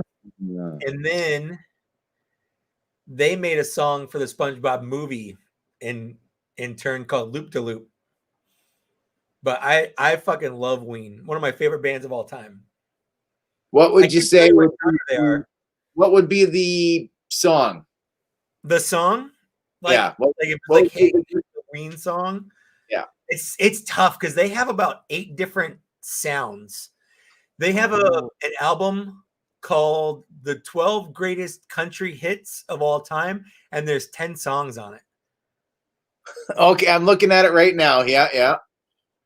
12 I love the Pixies rolling. Yeah, Pixies. Yeah, absolutely. Pixies are fantastic. So I would say if you're gonna listen to Ween, pick anything off of Quebec. Oh, there we go. Okay. Yep, I got that sitting right in front of me as well. So just I don't know what's on Quebec. Hold up. I know that's like one of my favorite albums. It's gonna be a long night. Transdermal Celebration. Okay. All right. Hey there, Fancy Pants. That's also a good one. Okay. All right. I'm just looking at the ones that have the big pop. Very different songs too. Zoloft is good. Tried and True is good. Happy Colored Marbles is good. That whole Chocolate Town is a song about pooping. Oh, okay. Well, hey, Falcon Road is good. The Argus is good. If you could save yourself, you'd save us all. Also really good. One of my all-time favorites. sweet. Well, that gives me something new, because that's one thing I do kind of miss by not listening to regular radio anymore. Sometimes you just don't know unless you really follow a specific band, and you get emails to say, "Hey, Erasure's dropping a new vinyl or whatever, or maybe whatnot." No, no idea whatsoever. So I like going back, because Riley's really starting to get more into music, with her playing the drums. So she's always looking for new beats to go. So I got her into a group called Matt and Kim. Sure. So they did a song in the Lego Movie 2, that All Together Now song or whatever. Yep. And they've had their stuff on some car commercials and what have you. And she's just taken a liking because Kim plays the drums. So to see a female drummer just beating the crap out of the pigskins or whatever, right? So she's just like, that's just fantastic. So yeah, I love being able to add some other stuff, because she's gotten into oh my God, there's what's that stupid cat song that she likes? Oh, Catwalker by the Diodes. Never heard that one. That's like 1970s or whatever, and it's because it talks about cats, and she's cat crazy, so that's like her tune. Or when I used to take her to parkour, she'd be like, "Oh, can you play AC/DC's TNT? I need to get my jam on before I go and parkour." And I'm like, "All right, you need to get pumped. Okay, we'll put TNT on for you." And I'm like, "Hey, it beats her saying I'm listening to I don't know any of the friggin' bubblegum pop girls that are out there, or WAPs, or I don't know. I don't understand it. I'm getting too old for your style of music, and it's just what's popular right now. Yeah. So it sucks. Like it'll swing back around. Yeah, yeah. Sparks. I know who Sparks are. I think they did a collaboration with I think with Erasure, or maybe the Pet Shop Boys. I can't remember. So electronic, I really like them, even though they were a split from New Order and the Smiths and the Pet Shop Boys as a kind of super group. So they were really good. So, but yeah, music's always just that one thing. I don't think, like, if I can come down here and nobody's around, I can go sit in my chair, kind of look at all this stuff.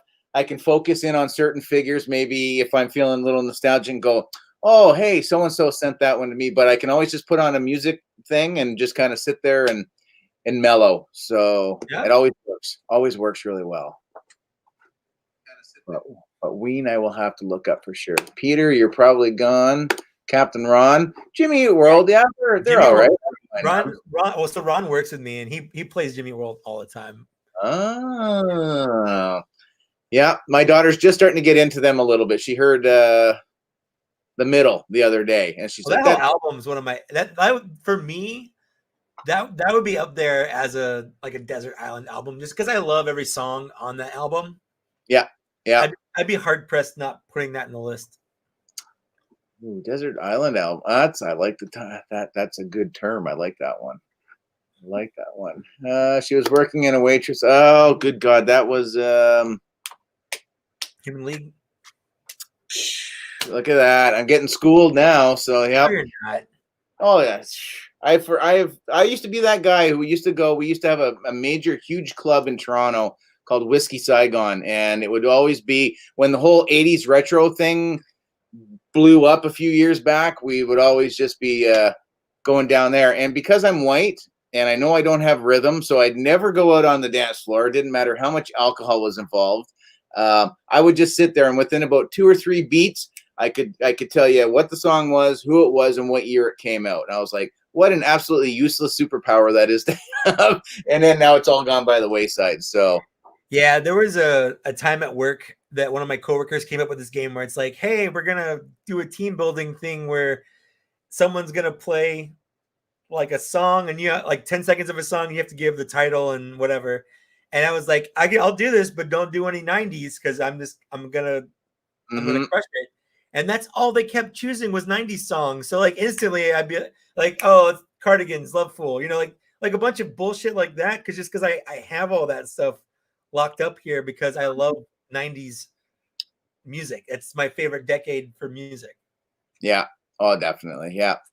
Yeah. I'm not as tight with I like a lot of the 90s stuff that came out. I was still listening quite a bit, but I just again if you look at my playlist on iTunes, or you actually look at my physical music stuff still, it just all just screams like any, especially again, Erasure just is smack dab. Every album, every single, you name it. The last album that just came out, I bought it on vinyl, I got it on digital, I got it on CD, I got it on cassette tape, for God's sakes. I don't even have a tape player anymore, but I'm like, yep, I'm getting it all, and I'll just put some of it, like, I'm hooked. And anytime anybody puts anything out like that, I'll jump on her. Cinderella, I wasn't much into the hair bands. I will say that. I don't know if this had anything to do with it, but I couldn't get into like the Black Crows. Like if I had to hear Hard to Handle one more time, I would have choked that guy out in a heartbeat. So my sister hung out with these guys that had a band. That was the only song they knew how to play. So you'd go to parties and you would hear Hard to Handle like 20 times in a row. It's just like, play another goddamn song. Like, come on. But I'll judge you a little bit, Area 51. Just a little bit. Yeah. But like, just the way you want to be judged, you know? Yeah. Skid Row. Yeah, it wasn't much. Skid Row's fine. Skid Row, Motley Crue, all those guys, like, I appreciate them, but they're not my faves. No. Shabby. Yeah, see? Yeah, Victim of Love, Ship of Fools. Yeah, A Little Respect is my absolute favorite. That's a karaoke song I do. Oh. I can hit the falsetto. Yeah, it made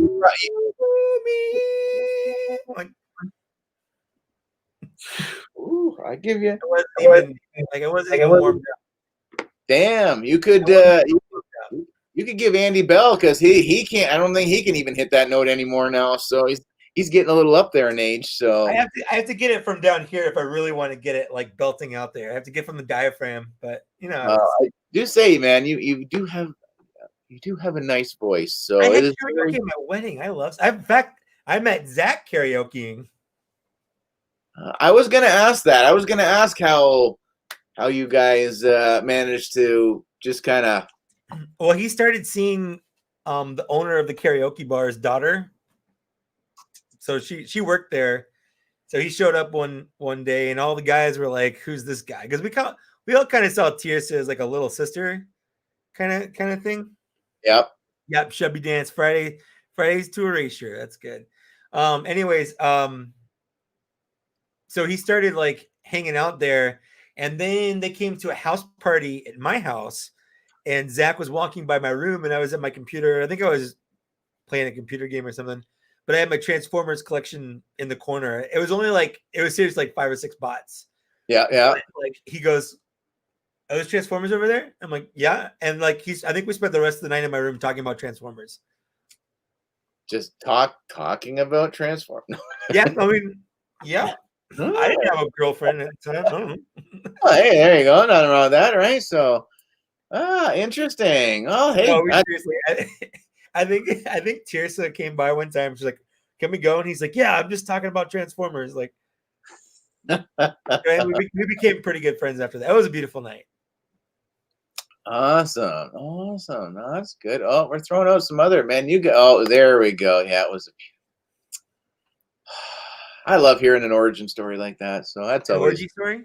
Orgy. Ooh, okay. See, Stumbler. Reviews. Chris Isaac, Wicked Game is also one of my go-to karaoke songs. I love that song. I thought I saw Chris Isaac on there. I haven't heard that. That's again, it's so great again to see some people pulling some names, because they're just not guys that I would honestly really go right to again and go, oh yeah. Somebody put, I think, Stumbler about the Go-Go's and the Bangles. What's wrong with the Go-Go's and the Bangles? I was more Go-Go's than I was the Bangles, but I was more Bangles than I was a Go-Go's. So. Belinda Carlisle, like, yeah, so I'll give you that. Yeah. And then what's her name? That was she played Joan of Arc in the first Bill and Ted, the bass player. Yes, I don't remember her name, but I know who you're talking about. Jane, I think Jane something, but she was all right back in the day too. Can't complain. So yeah. Oh, Stumbler's out. Oh, 10 to 9. Are you taking your now? Although it is Saturday, I don't know if he works Saturdays, but that's okay. it's always a good way that he can time himself out, because usually he'll just joke about, oh yeah, we'll see you guys when I get home. No, you won't. The stream will be over, and then he gets home, and then we're still going. And he's like, yeah, I kind of never tell a child an orgy story before bed. That's that's your style of parenting. I have my own style of parenting. Okay. Stumbler again. By the land of bald heads and happy nipples. It's time for me to bounce from work and head to the train. So there we go. Well, you don't tweak any nipples or anything while you're there, because he also named the bass player Jane Whalen. Jane. Oh yeah, see, Stumbler. Yeah, yeah. Okay, there we see. I think I got Jane right. So I got 50 Jane right. So, oh no, who the hell fell over now? God damn stormtroopers. So that old mold, I tell you, their damn freaking warped legs are just making them. It's terrible. I'm thinking about doing another like all-time worst and all-time best video. Not just because those typically do really well on YouTube, but also just because I feel like it's been long enough, and I would significantly change it. And people ask me all the time anyway. So I honestly, I think that Stormtrooper mold might be on the worst. I mean, it's good. It's weird because it's not like a bad mold, but it doesn't age well. No. And doing the comparison, like I got Miles, one of my subscribers, sent me the SH Figure Arts A New Hope Stormtrooper, and at first, being my first Figure Arts Star Wars figure, I was like, what a piece of garbage. Like, they don't hold the guns, and because it breaks the sculpt with having the black at the ankle, so it doesn't look like a continuation of the thing. Or I was just like, the head, I love the helmet sculpt on it. I think is absolutely great. But then the more I played around with it, all of a sudden I'm like, oh, I was using the wrong hands to hold the weapons. I was using the barrel gripping hand, not the trigger. So I was like, okay, it still bugs me that the feet sculpt is broken, but just the streamline of that figure is, again, very comparable to the new Black Series one, right? Yeah. That's the drawback to figure arts in general, is they sacrifice sculpt for articulation a lot. Like it's a common thing for them, and some people are just okay with it. Some people are not. For me, I don't mind it, but I also just don't have the money to drop that much on one figure, I guess. No. Not at that level of collecting anyway. Yeah, I'm happy that I've got one. I mean, he remembered I said, that maybe one day I might want to add a figure into the collection just to see what they're all about, because everybody talks very highly of them. But it's like a hot toy. I feel like you should have one. Yeah. So it's it's good. I think he fits in. He's got a couple of different weapons than what we would have normally got with the Black Series one. He can go to Rogue One, or he can go to Mando or whatever. He's very versatile. So, like, that's why I'm debating about some of the archive, like Wave 2. Are you going in with any of the ones from the Wave 2 archive with the sand? Yep, I'm doing all of them, and I think an extra Tusken Raider. I think I have to do the same. I think. So, I wasn't going to, but they're all the molds I really like. I love all those troopers. They're all troopers from like 2016. Yeah. But I'm not really complaining about it. Or I guess it's 2017, but they were hard to find at the time, relatively speaking. The only Tusken Raider I ever got was the one that a viewer, who was it that sent it to me? It was Tony Auletta. He sent me the Tusken Raider. I never saw one in stores. The only reason I have one is because he sent me that Tusken Raider. So I would love to get, because they have the alternate weapons and stuff. So I'd like to have at least some variation there. Yep. Oh, for sure. Yeah, I think I've got I think all four of that one. I'm not sure about I mean, you guys have the newest. Like, have you seen any of the new stuff on shelves? The new four, like the I got it. Yeah, you got it. So I know Mr. B found me Thrawn, so I just need the other three. I just like another Cody, so I can retire my original one for a while. I'm not getting.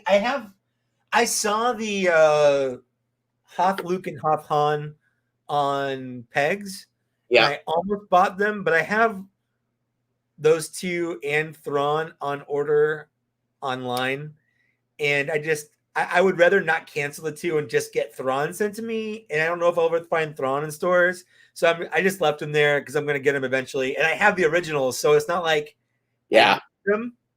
I'm buying them because they're clearly an upgrade. See ya, Mark. Yeah. Yeah. No. Yeah. Definitely. I've had ever since I sold off the original Rebels. I've had such regrets. I'm like, I don't know why it was so difficult to. Yeah, I let them go before I had the replacement figures, but then I was like, man, I can't even do a comparison video because I don't have the old ones anymore to do the face to face. And I've gotten 3 of those Rebels so far. They sent me half the order, and I haven't opened them because I'm gonna eventually just do a comparison video to show the side by sides, and then I'm gonna sell mine after that. Yeah, I don't need 2 versions of it. My current problem is I have in the regular boxes, I've got the Armor and Cad Bane, and I don't need to put them on my shelves because I have the exclusive versions, and I just don't need 2 Cad Banes. As much as I love him, I don't need 2 Cad Banes on my shelf. So I don't know what to do with it. I don't want to get rid of it, but I also don't want to display it. It's really weird. Yeah, no, and I'm the opposite because I've got the regular ones out, but then I've got the deluxe ones are still in the box, and I'm like, Toto needs to come out and have the box. Yeah. If So I displayed the boxes, I probably would have done the same thing. Yeah. I mean, I don't know. I'm running out of room for even just putting the box, like to put the boxes out because like the whole top is full, and I got one spot for I think that the Supreme Cobra Commander, which will fit into this one box spot, but then I have to take my Lego out of there, and then that's it. I am kind of tapped, and I'm gonna have to. Oh, David, are you trying to do a 3D print? Awesome, dude. So, David's doing a bunch of spears and some daggers and stuff like that. So I'm going to be sending some out to a bunch of people. So some will have to make their way out to Vista as well. So you know where I live. Yep. So, but yeah, it's it's amazing too. And I think he's printing a blurg right now. So I can't wait to see what that's going to look like. That's awesome. Finished. So I'm very jealous, but I don't know anything about 3D printing. I don't even want. I mean, you know what? I feel I'm pretty technologically, but at least I can get myself on YouTube and StreamYard and stuff like that. But I don't know about actually I think maybe I should add a second. Eventually, I'll have to talk with you a bit and see how to. You expect me to deliver it by hand? Okay, well, I'll work on that, man. So I will see what kind of vacation time I can muster up and see if I can make it across the border since they're all closed still right now. Yeah. So, but which really stinks. But Tony, I don't. Short and simple. He does. I do. I have the one I built from the Star Wars like Saber workshop thing from Galaxy's Edge. That's the only one I have. Yeah. And what did that run you? $200. Yeah. 200. It was a cool experience though. Like if you just think about the lightsaber, like $200 for the lightsaber, like because they usually go, I think, for like 100. I guess the new elite ones go for like 250, but most of them went for like 150. But you're not just building your own lightsaber. It was like a whole show. It was awesome. Like it was a really cool experience. So I could see paying for that. I'm hoping. I think that was supposed to be last summer. I think we were gonna try to hit Universal and we were gonna hit Disney because the first time we've ever gone and taken the kids to Disney, the Galaxy's Edge stuff was just starting to be built. So they had like little pockets of Star Wars spread throughout the Florida park, and it was like, ooh, just enough to get your whistle wet. And then you go through like the Star Wars gift shop, and then you're like, oh, look at some of that cool stuff. And then all of a sudden it's like, well, over here is where the whole big, and I'm like, yeah, of course, we're like literally a year too soon. But yeah, I can't wait. That's all I want to do is I've been putting quarters in a jar to go. When we go, I want to build my own because that would totally mean more than going, oh, I've got a replica Return of the Jedi, even though I like that. Yeah. No, it's cool. Yeah, it's definitely cool, but it's different having yours. Yeah, I've seen some people selling and seeing them in the cool case, and and the fact that you can take the blade out, and like you had with the little clip on the side, and oh man, that's just damn nice. So, what profit? Roland's reviews, 3 a.m. in the UK. Oh, that's beaut. Now, did you do the Rancor tooth for that for yours? No, mine, I don't remember. Mine's I think a Justice and Peace one. They've got like 4 different styles you go for that have different pieces in there. So the one that I chose didn't have a Rancor. Yeah, it's nice. It's metal. It's really, really nice. I need to change the batteries on it. The batteries have died. No, that's cool. The kids have the cheap version, right? Like the $35 build your own, like whatever thing. But that makes me even want to Probably should be doing this while I'm drunk or high. Roland's got a joke for us, so I'm just waiting for the joke to come up before he leaves. So 3 a.m. That's some commitment. Oh, here we go. Why does Mr. Potato have a mobile phone? In case Mr. Onion rings. Oh, womp womp. Oh, what a that was on par with Linda's jokes. I'm not gonna be on Palo Boys anymore now. Oh, ouch! There you go. There you go. Oh, Brian's got Obi-Wan, Mace, Maul, and Yoda. I would like if somebody were just to go here, I will give you one and not one that you make for yourself. I still would like the episode 1 Obi-Wan Kenobi. I just like that hilt with that. It's a good hilt. Yeah. So I'm actually not sure where the batteries are in this. But there's my crystal. I got the purple one. Now, and that's interchangeable, right? You can buy other. Yeah. They sell them at the park. You can even. I think there's one. I think they stopped doing it, but you could get a black one. I heard something about it, and people were charging like through the. Yeah, they were. Hey, Visor, how are you? There we go. I think. Nope.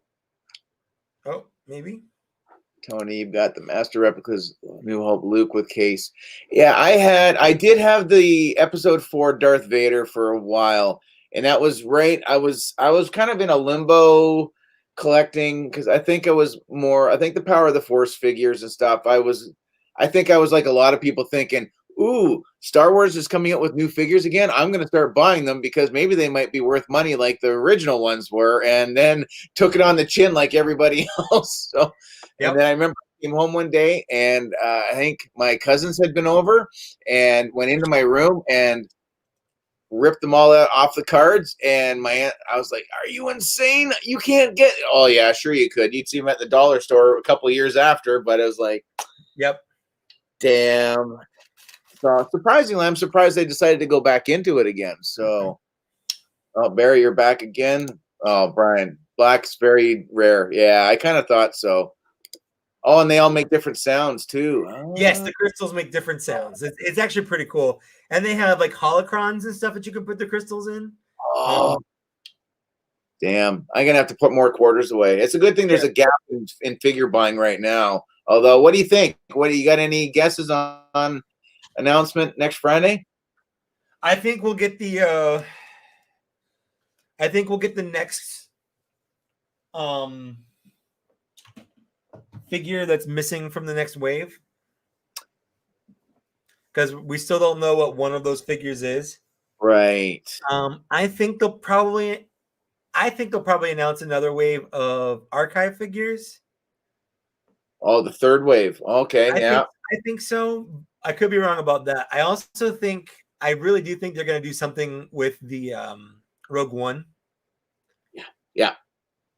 So we'll see. It said Lucasfilm 50, so I know that's what the new archive wave says, or the new packaging for the archive wave. So who knows? Yeah, I've heard the 501st clone might be in an upcoming archive wave. That would make sense. I don't know. I guess I don't know. It's hard to go, right? Because you get like you and myself that we've got as far as being figure completionists that were up to date, and then go, oh, why they don't need to release that again or whatever. But where I benefited from the first couple of waves, because I wouldn't have gotten Bosk and Boba Fett and IG-88 or Pilot Luke or any of that stuff. But now to go, oh, really? They're thinking about starting to release some of the clones from the from the Order 66 box set. Like, oh, it's just gonna. But then again, it's like I don't collect for the monetary. I collect for the collecting, and I'd love to have more 501s in my collection for without a doubt.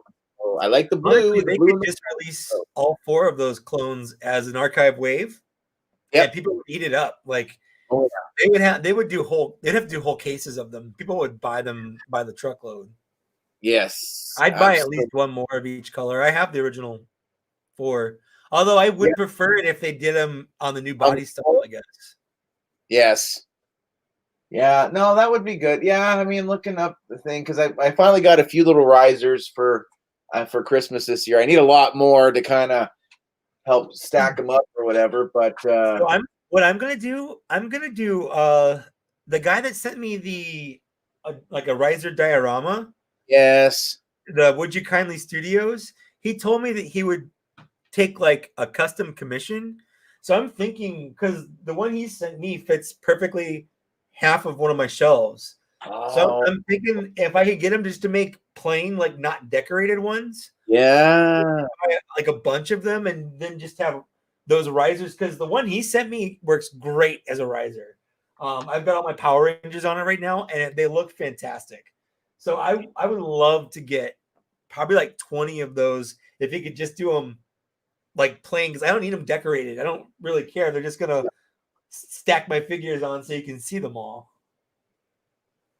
No, that's true. I'd like to. I know Brian. I think Brian's getting him to do something for him. Yeah.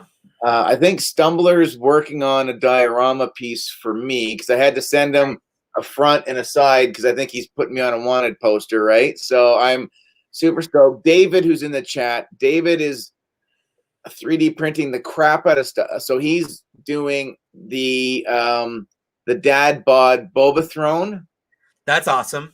So now Jabba's, I don't know what Santa Jabba's going to do. He may get kicked off they're going to have to be a timeshare, I think, now. So, because I mean, I still like to this day, like that piece that David did, and you've got, too. Yeah, mine's right there. Gorgeous. I love that. My eyes always still directly go to that piece all the time. Yep. Like, well, it makes just had Jabba forever, and he's not great. Like he's just not great. No. So it makes it a more visually appealing piece for sure. Yeah, definitely. I mean, to compare it to the SDCC release, yeah, it's got the nice rail in behind, and I mean, David gave me suggestions on being able to pick up some stuff, and the hookah and the bowl that I bought are actually from the original Return of the Jedi play set. I got it for about $10, and it came with the collar for Slave Leia, the hookah plate, the bowl, and I don't think it did it come with Slave. I don't think it came with the Salacious Crumb. So this David's he's doing me finally a non-moving Salacious to go on there as well. So I'm like, it's so lacking not having that stupid little friggin' monkey on the thing, right? Yeah, so I think you got me one from Johnny Walker Customs. Yeah. And are you getting a custom from Bounty Killer Customs? Yes, I am. Yeah. So I have, he sent me a couple back when he went on by a different name. Right here are all my customs, like custom figures. I have so many that I absolutely love. They're in here because I wanted to keep them in a special spot. Yeah. So I can point to them and be like, these are the customs that people have like made me, and they're more special to me for that reason. Oh, absolutely. Yeah. What customer are you getting from him this time? I think he's doing Captain Phasma, but he's doing like a chrome coating over it to make it look like super shiny. Oh, nice. Yeah, he messaged me and he was like, yeah, I was like, really? So I'm getting I think he's doing me the Dark Mace Windu. Nice. With the damaged face. He has some really good customs. Well, that's what I was like. I'm like, are you sure? He's like, oh yeah, I'm reaching out to some of the YouTube guys and stuff. And I was like, again, I know your name was out there. Something, and I'm like, my name's in. Like, come Isn't on, that a weird feeling? It's a weird feeling. So there's I wish I could remember his name off the top of my head, but yeah, I'm definitely baked. Yeah, me too. He messaged and was like, said something like he was surprised because he had heard my name multiple times. He's like, oh, I didn't realize your channel was so small. And I'm like, what else would it be? It is a small channel. Oh, but I hear your name. Well, awesome. Thank you for that. And, I thought you were one of the big guys. And I'm like, nope. I just, again, like I said to you, right, was sitting at the kiddie table and, waiting to see, once maybe grandpa dies off and that chair opens up and then I can maybe make that shift over. But yeah, no, it's just still, again, so bizarre. Like the kids were bugging me today because I was, again, going through my envelope and reading some of the notes from people, and they're like, why do you keep all that? And I'm like, why wouldn't you? Again, people took the time out to either make something, send something, thought of you when they were out toy hunting or when there was conventions and toy shows and stuff to go to or whatever. It was like, that guy could use this or whatever. It's the same when I send people, yeah, I buy stuff that's not on my radar, but I may remember that somebody said something once, and if I can save them from spending 4 times the amount for that one figure, then hey, why not, right? Good karma. Hopefully it comes back around. We're talking about collectors helping each other, which is one of my favorite parts of this little community that we're part of. Oh, what do we got? Clone Command, Hover Tank Commander, Scared Troop Cat. Hey, Clone Command, again, man, your pram still hangs proudly with the rest of my. I have the same pram. I love it. I have the pram, and I think at the same time someone sent me a Baby Yoda. They put a washover, so I have those nice over here for sure. Yep. Oh, that it's whether it's just a note or a sticker or whatever else, or again, SH Figure Arts guy, or a hot toy from 2 special guys. Like, that's just holy geez. Oh, did you David? I keep the fan fiction under my bed and I read it when I need to help. Well, hey, if that helps you get through the night, then I'd say that sounds pretty hot. I think so. Whew, it's getting a little. I think the lights are a little hot over here now. So, Profit. Dad bod Fett will come by year's end. I would say. I think so. Probably. I think it's a very high chance. I wouldn't be surprised if it was the missing figure from the next wave. Although I think that's more than likely. I think that's going to be Fennec Sean. I was going to say, now, do you think or a Sing? I'm waiting for you. No, I was going to say that, or the Crate Luke that we got the art of but never got released. You know what? I honestly, I do think that has to drop this year. I think so. I would think, unless they're just saying, what is it? Titus? Was he the guy that did a lot of the artwork prior to the new box style? Yep. So I don't know. I mean, all the other pictures, we've got every other figure that was in that leaked shot except for that one. So I think Crate Luke is a very likely chance. I think in order: Crate Luke, Fennec Sean, and Dad Bod Boba Fett. I think that's the order that it's most likely to be for that missing figure. Yeah, I'd almost, you know what? That may not be a bad odds to put some money down on. Vegas, get the odds rolling on some of these figures for sure. The Frog Lady and her 20, 19, 18, 14 children.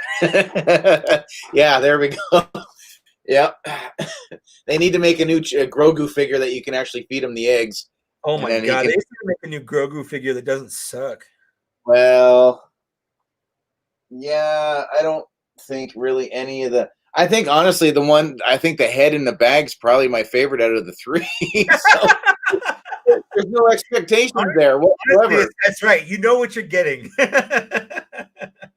But I love the fact that I did 2 of the speeder bikes, Okay. and so I want to try to get it moved around because I've got one sitting up here just by himself right now Sure. until I do whatever. But yeah, so I gave IG-11 the one bag, and then I got the other one on the one Biker Scout. But it's amazing, especially the Mando stuff, how quickly it got big. Yes. And that's not even me throwing in. I threw in a Death Trooper just out of the thing. And because I saw a TIE fighter pilot, I'm like, oh, we need to have a TIE fighter pilot in the Mando. And, R5D4, I think he belongs in the Mando universe rather than the 10 seconds of A New Hope screen time that he got when he blew his bad motivator. So, yeah. And I think even what's his face? Constable Zuvio. I'm still putting him in there. I think that's where he kind of belongs as well. So sure. But and you know what? That figure got too much hate. Shame on you guys. It's still a good figure. He's a perfectly fine figure. Yeah. I like the color scheme. I don't mind his weird face, the backpack. I like the weird face. My biggest problem with the Black Series, as much as I like human characters and Luke Skywalker, aliens are they're cooler. Yeah. Like I want more aliens. Oh no, definitely. I never have to wince when we start seeing pictures of the new releases and go, oh, you were so close, but you just again, I love the Moff Gideon figure from here. Yeah. Same with Grieve Karga. Yeah. I don't know who okayed these head sculpts, but they are not the best.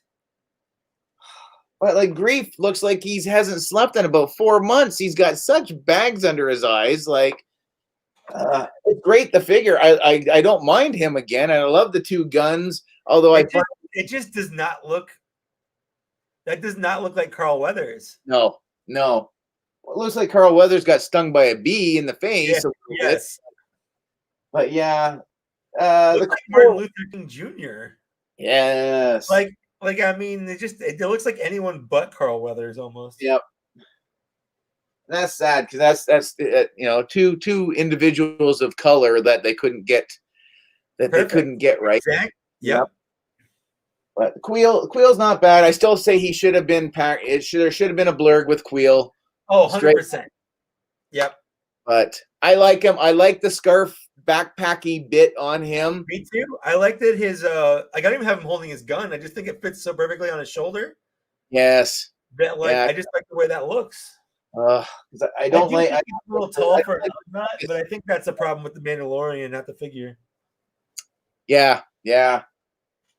No, they're good. I do want to get I want to get like a custom soft cloak and do it on one of the Mando, since there are 3 of them on the shelf now. That I think I can have 3 different looks, or maybe I'd like to try again. Like I see, like Linda sends me pictures of like some of her custom stuff, and seeing Stumbler do his models and Clone Command and guys doing 3D printing and what have you.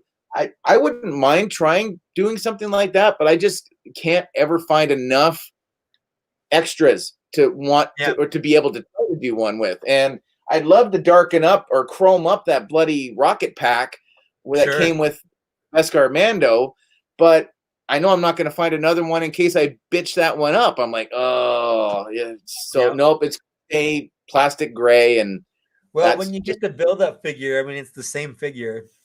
Yeah. And then that head, it's again, I don't think that bucket's ever going to come off his head as well, because it's not as bad in person. I'll say that. It's not as bad as it looks online in person, but it's still not the best. Yeah. And Ezra's my other. I don't like the Ezra face sculpt, so I keep the helmet on Ezra all the time. Even with the updated face sculpts, I still find he just doesn't. His is just something about. Yeah, His is and he just the doesn't. Maybe an older. Maybe they need to do an older Ezra, and I mean an older like a Kanan when he's season blind. 3 Ezra. Yeah, that Yeah. would be okay. I'd be okay with that. So, Or whenever, like, I'm assuming he's gonna be live action sometime. He has to be. Like they yeah, have to bring him back into live action. So whoever plays him then, they'll have like a person's face to model it after. yeah, that's true. No, That's true. David Ezra didn't get updated at all. He came out after they started doing the digital face printing, so his is the same. Yeah, new box. That's all he got. He got a new box like everybody New else. box. So Yeah, just new box. Ezra with the buzz cut and Kanan with I think that's great. So that would be good. David, you're dropping a seismic charge on the like button. Oh man, that was Everyone give Papa Gord a like. Give it a like. Like this right here. Absolutely. So where are we at? We're at 220. What do you just want to round it and go 2.5? You good for 10 minutes? I'm good for 10 minutes. All right. So we'll it's getting late. I'm hungry. Yeah, there you go. Yeah, it's 10:20. I'll still squeak it out. We actually got I haven't eaten anything crappy in 2 weeks. And today I actually remembered it was my splurge day today. So which that was the hardest thing with the whole fasting when you were getting me going on it was like all of a sudden the day would come up and then 3/4 of the way I'd be like, oh yeah, it's damn it, I missed it. So I'd forget the next day. And then I'm like, okay, well, here, I'll sneak a couple of eggs in the morning and I'll call that my cheat or my splurge. Sure. But yeah, I had to go because they, you guys don't have them over there, but we have Swiss Chalet, which is a roasted chicken place. So this is Chalet. This is the sauce that you dip your chicken into. So this is a Canadian thing. Tried and true. I worked for Swiss Chalet for a couple of years, and I used to drink a cup of the chicken sauce a day, 5 days a week. You would drink a cup of sauce? Just down, and I never was sick for 2 years. It was like my end all be all, like my little, come up to your town in my wagon peddling my wares or whatever, and here's your snake venom and whatever have you, right? So it was religious all the time. So wow.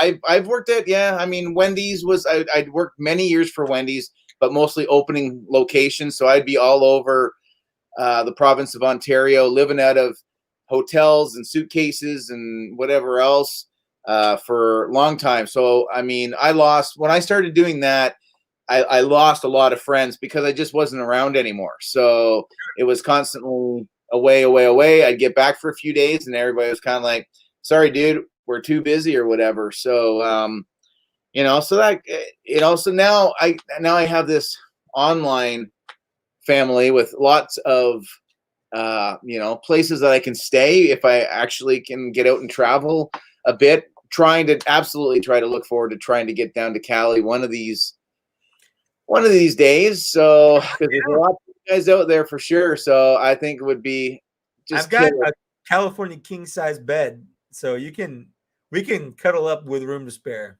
Ooh, okay. Lily Zach could come over a little bit. She can sleep on the couch. There we go. Awesome. But yeah, it's just been, I don't know. It's these guys all know, right? A good way to end off is again how much, regardless of helping me out by finding figures that I can't get, and it was always great, especially when we were finding stuff that you would be like, oh, battle damage Captain Phasma, and then oh, you mean these? I just thought, man, like it was like an Abbott and Costello, Laurel and Hardy kind of, or Hardy and Hardy, or whatever. So it was, it was fantastic. So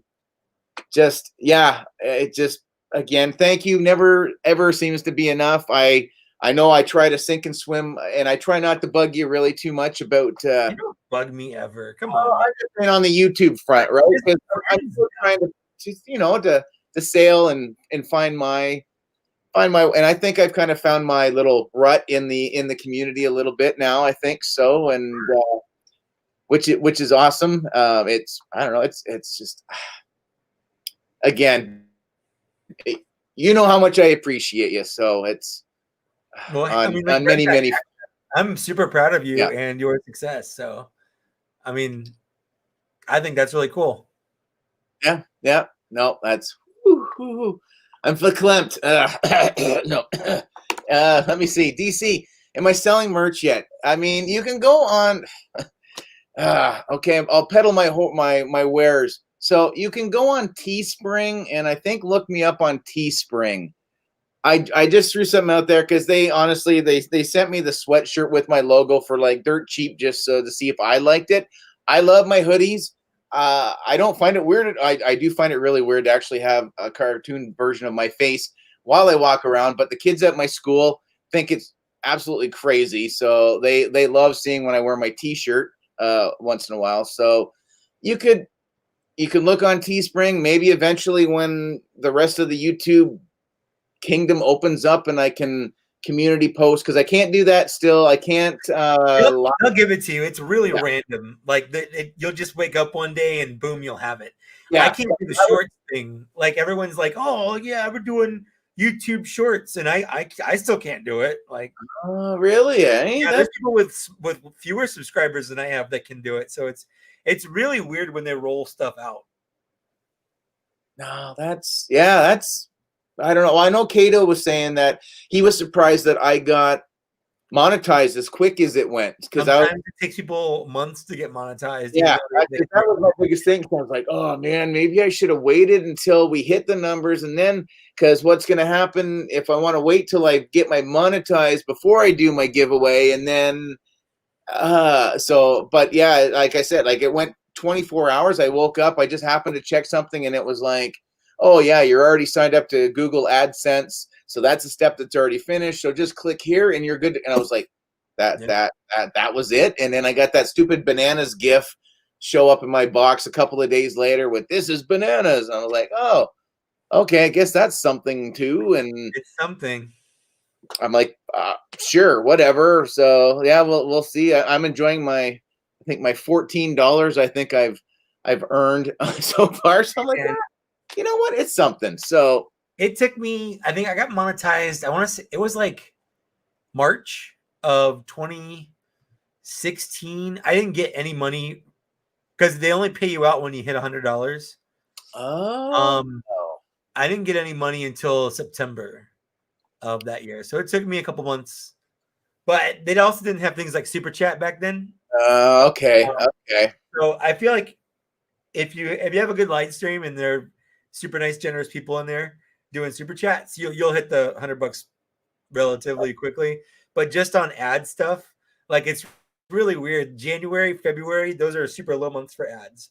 And then it'll stay like up and down, and then you'll hit December. Right. It's fucking nuts. And then it just kind of crashes back down. It's really weird. But yeah, I mean, well, at least it'll be a good way that I'll get the kind of the whole thing right from January on. So, but yeah, somebody said put something in here, a weekly thing. I think you guys would get sick of the two of us together every single week. I'm all right for hanging out a little bit long. I get very jealous of bots and shots that I have to secretly do shots at home and pretend I have a nice skinny blonde beside me. So usually I borrow one of my daughter's stuffed animals, but whatever. That's a little personal for everybody right there. But yeah. But no, you know what? And it's never right. And I've always said right from day one, all I wanted to do was, again, get the community posting, being able to go and do it live strictly onto YouTube if I wanted to do a live toy hunt. So that's really all I ever like. I've got a job. I think, again, I've missed probably that window of the big YouTube dollars because it's not like a Mr. Beast thing or I'm going to, light Dave on fire and watch him run around for 30 seconds and then just have that catch like something weird or whatever. But it is what it is. I have fun doing it. I like doing videos. I just wish I had more Star Wars things to do. So I do have a list of a few different top 5 or top 10s I'm going to do that might be a little out of the norm. Yeah, hopefully it'll work. So I'll be all right with that. So yeah, I was thinking about doing because I got a bunch of toys that weren't Star Wars. last year. I think more. I've got more toys that weren't Star Wars than any other year before. So I was thinking about doing just a top 10 like figures video. Yep. It'd mostly be What? like G.I. Joe and Power Rangers though. Oh, and Ninja Turtles. That's not bad. I'd love to see more of the turtle stuff. So that was, again, I was just to that age that when the cartoon started, I was, not quite so deep into watching cartoons anymore. I would catch the odd episode here and there and go, that's an interesting concept. Ninja Turtles that are turtles that are big and can talk and can do karate and stuff like that. So yeah, this is my newest one. I got the metalhead. Oh, nice. From the cartoon. I ordered this from their website because I couldn't find it in stores. It's got a fun little switch. It's kind of fun. Oh, geez. No, those are fantastic looking. The deck that just screams literally that they just reached in and pulled it out of a TV set for sure. So, oh, for sure. Yeah, list videos are great. Yeah, no, without a doubt. That's why loves list videos. Yeah, that's why I did that. I was hoping to get more of a laugh out of my top 5 Marvel Legends for 2020 because it was all meant as a goof. And I don't think a lot of people, I think maybe it was too highbrow for some people. So, because I was like, I only got 5 Marvel Legends, so why not make them in a top 5? Like, I thought it was kind of somewhat funny, but I think I only got 2. I got Dr. Doom, and I got the Black Widow with a stand for the stand. Yep. That's the only Marvel Legends I got last year. Did I put her? I can't remember if I put her on my list. Yeah, the only reason I did it is because I did that Venom pool, that Build-A-Figure Venom pool thing, because it's just ridiculous. So, and then Brandon Rhino Hobby sent me the Retro Rogue, and so I'm like, well, yeah, that's 1, 2, 3, 4, 5. Okay, that's 5. Yeah, we'll do a top 5 Marvel Legends, and we'll call it a day. If I had something else that I could do 5 of, then I probably would have, but. Yeah, it's the only other thing that I got, which I showed off to a lot of people. Is I finally got that SDCC, the Tron Diamond Select that's based on the movie poster. So he's all black and red. Yeah, looks like a VHS tape or whatever. I think that's fun. Yeah, but they shipped it in a bubble mailer, so the whole thing's all creased, all the plastic's all busted around the inside of this thing, and I'm like, good job, Amazon.com. I'm like, that's all I needed right there. So that's like my new thing was that was it. And except for finding the odd few little bits of Transformers or whatever, it's just been dry, super dry. Yeah. But all right, guys, where are we? We're at 20. Oh, we're over by 2 minutes. See, there we go. We fall down the rabbit hole and off we are. So David hasn't opened his Doom. Mike, have you finished the High Republic book yet? Not yet. I am almost done with it. I have been reading like a chapter or 2 a night. I've been taking it slow. It's my end of the day. I'm just gonna sit in bed and read for a little bit, kind of thing. So I'm enjoying it though. I think it's a lot of fun. Yeah. I think I'm about halfway through. So I'm rediscovering the actual joy of holding a book. Yeah. A page. So I really like some of the Jedi. I want some toys of these characters. Yeah. I mean, I'm hoping if this is a good indication of maybe what we're maybe in store for, and seeing the stuff that's coming out on live action on Disney Plus. Sure. I think they're finally starting to treat us the way, maybe giving us a bit of a reach around first, I think, which is always a nice thing. So it's appreciative. Yes, absolutely. So, all right, guys, how about a big thank you for I always do it backwards. Right? Because you're over here to me, but yeah. For hanging out, I absolutely appreciate it.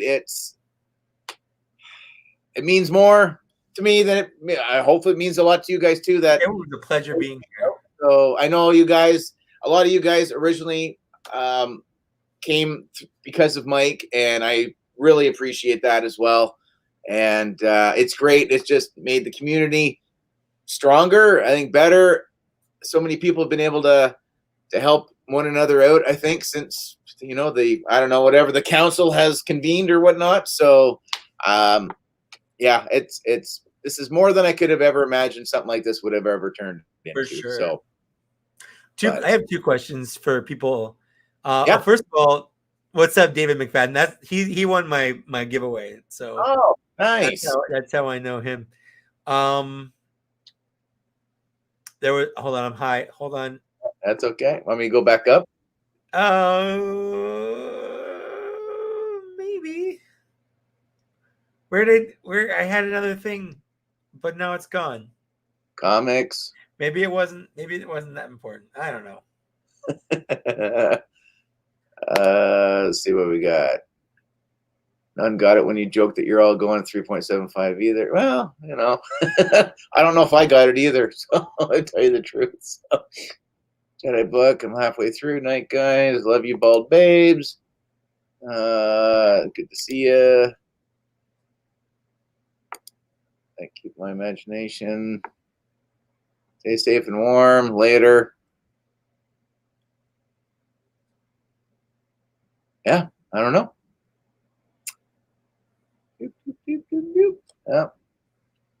Yeah, I got no idea. Okay, that's okay. That's all right. That's what happens. That's what it's like when you're high. Things. Exactly. So no questions. We'll put a pin in the questions if they come back. We'll try to remember next time. So awesome. Well, guys, again, if you haven't thumbs up, make sure you thumbs up the video. Go check out. I did that G.I. Joe the Arctic Mission Storm Shadow. So go give that a watch if you want or not, or wait for some Star Wars stuff to come back out. But Clone Command, appreciate it. So that's absolutely awesome. David, you're off like a prom dress. Okay. Nice. Jedi Howard. All right. Good on you, buddy. Yeah. So, right. Thanks for hanging out with us. Yeah. Like, share, subscribe. More notifications. Turn on the bell. Whatever. Well, you know, we'll try to get, I think one of these days I would like to get into his brain a little bit to find out what about episode 8 made him like it. So that'll be for another time. How about we leave it on that right there? So absolutely, guys. Take it easy. Zachary, miss you, my friend. Can't wait to see you again. So we'll see you later. So we'll end the broadcast. We'll see you guys. Yeah, comment, share, like, subscribe, that usual mumbo jumbo. Later,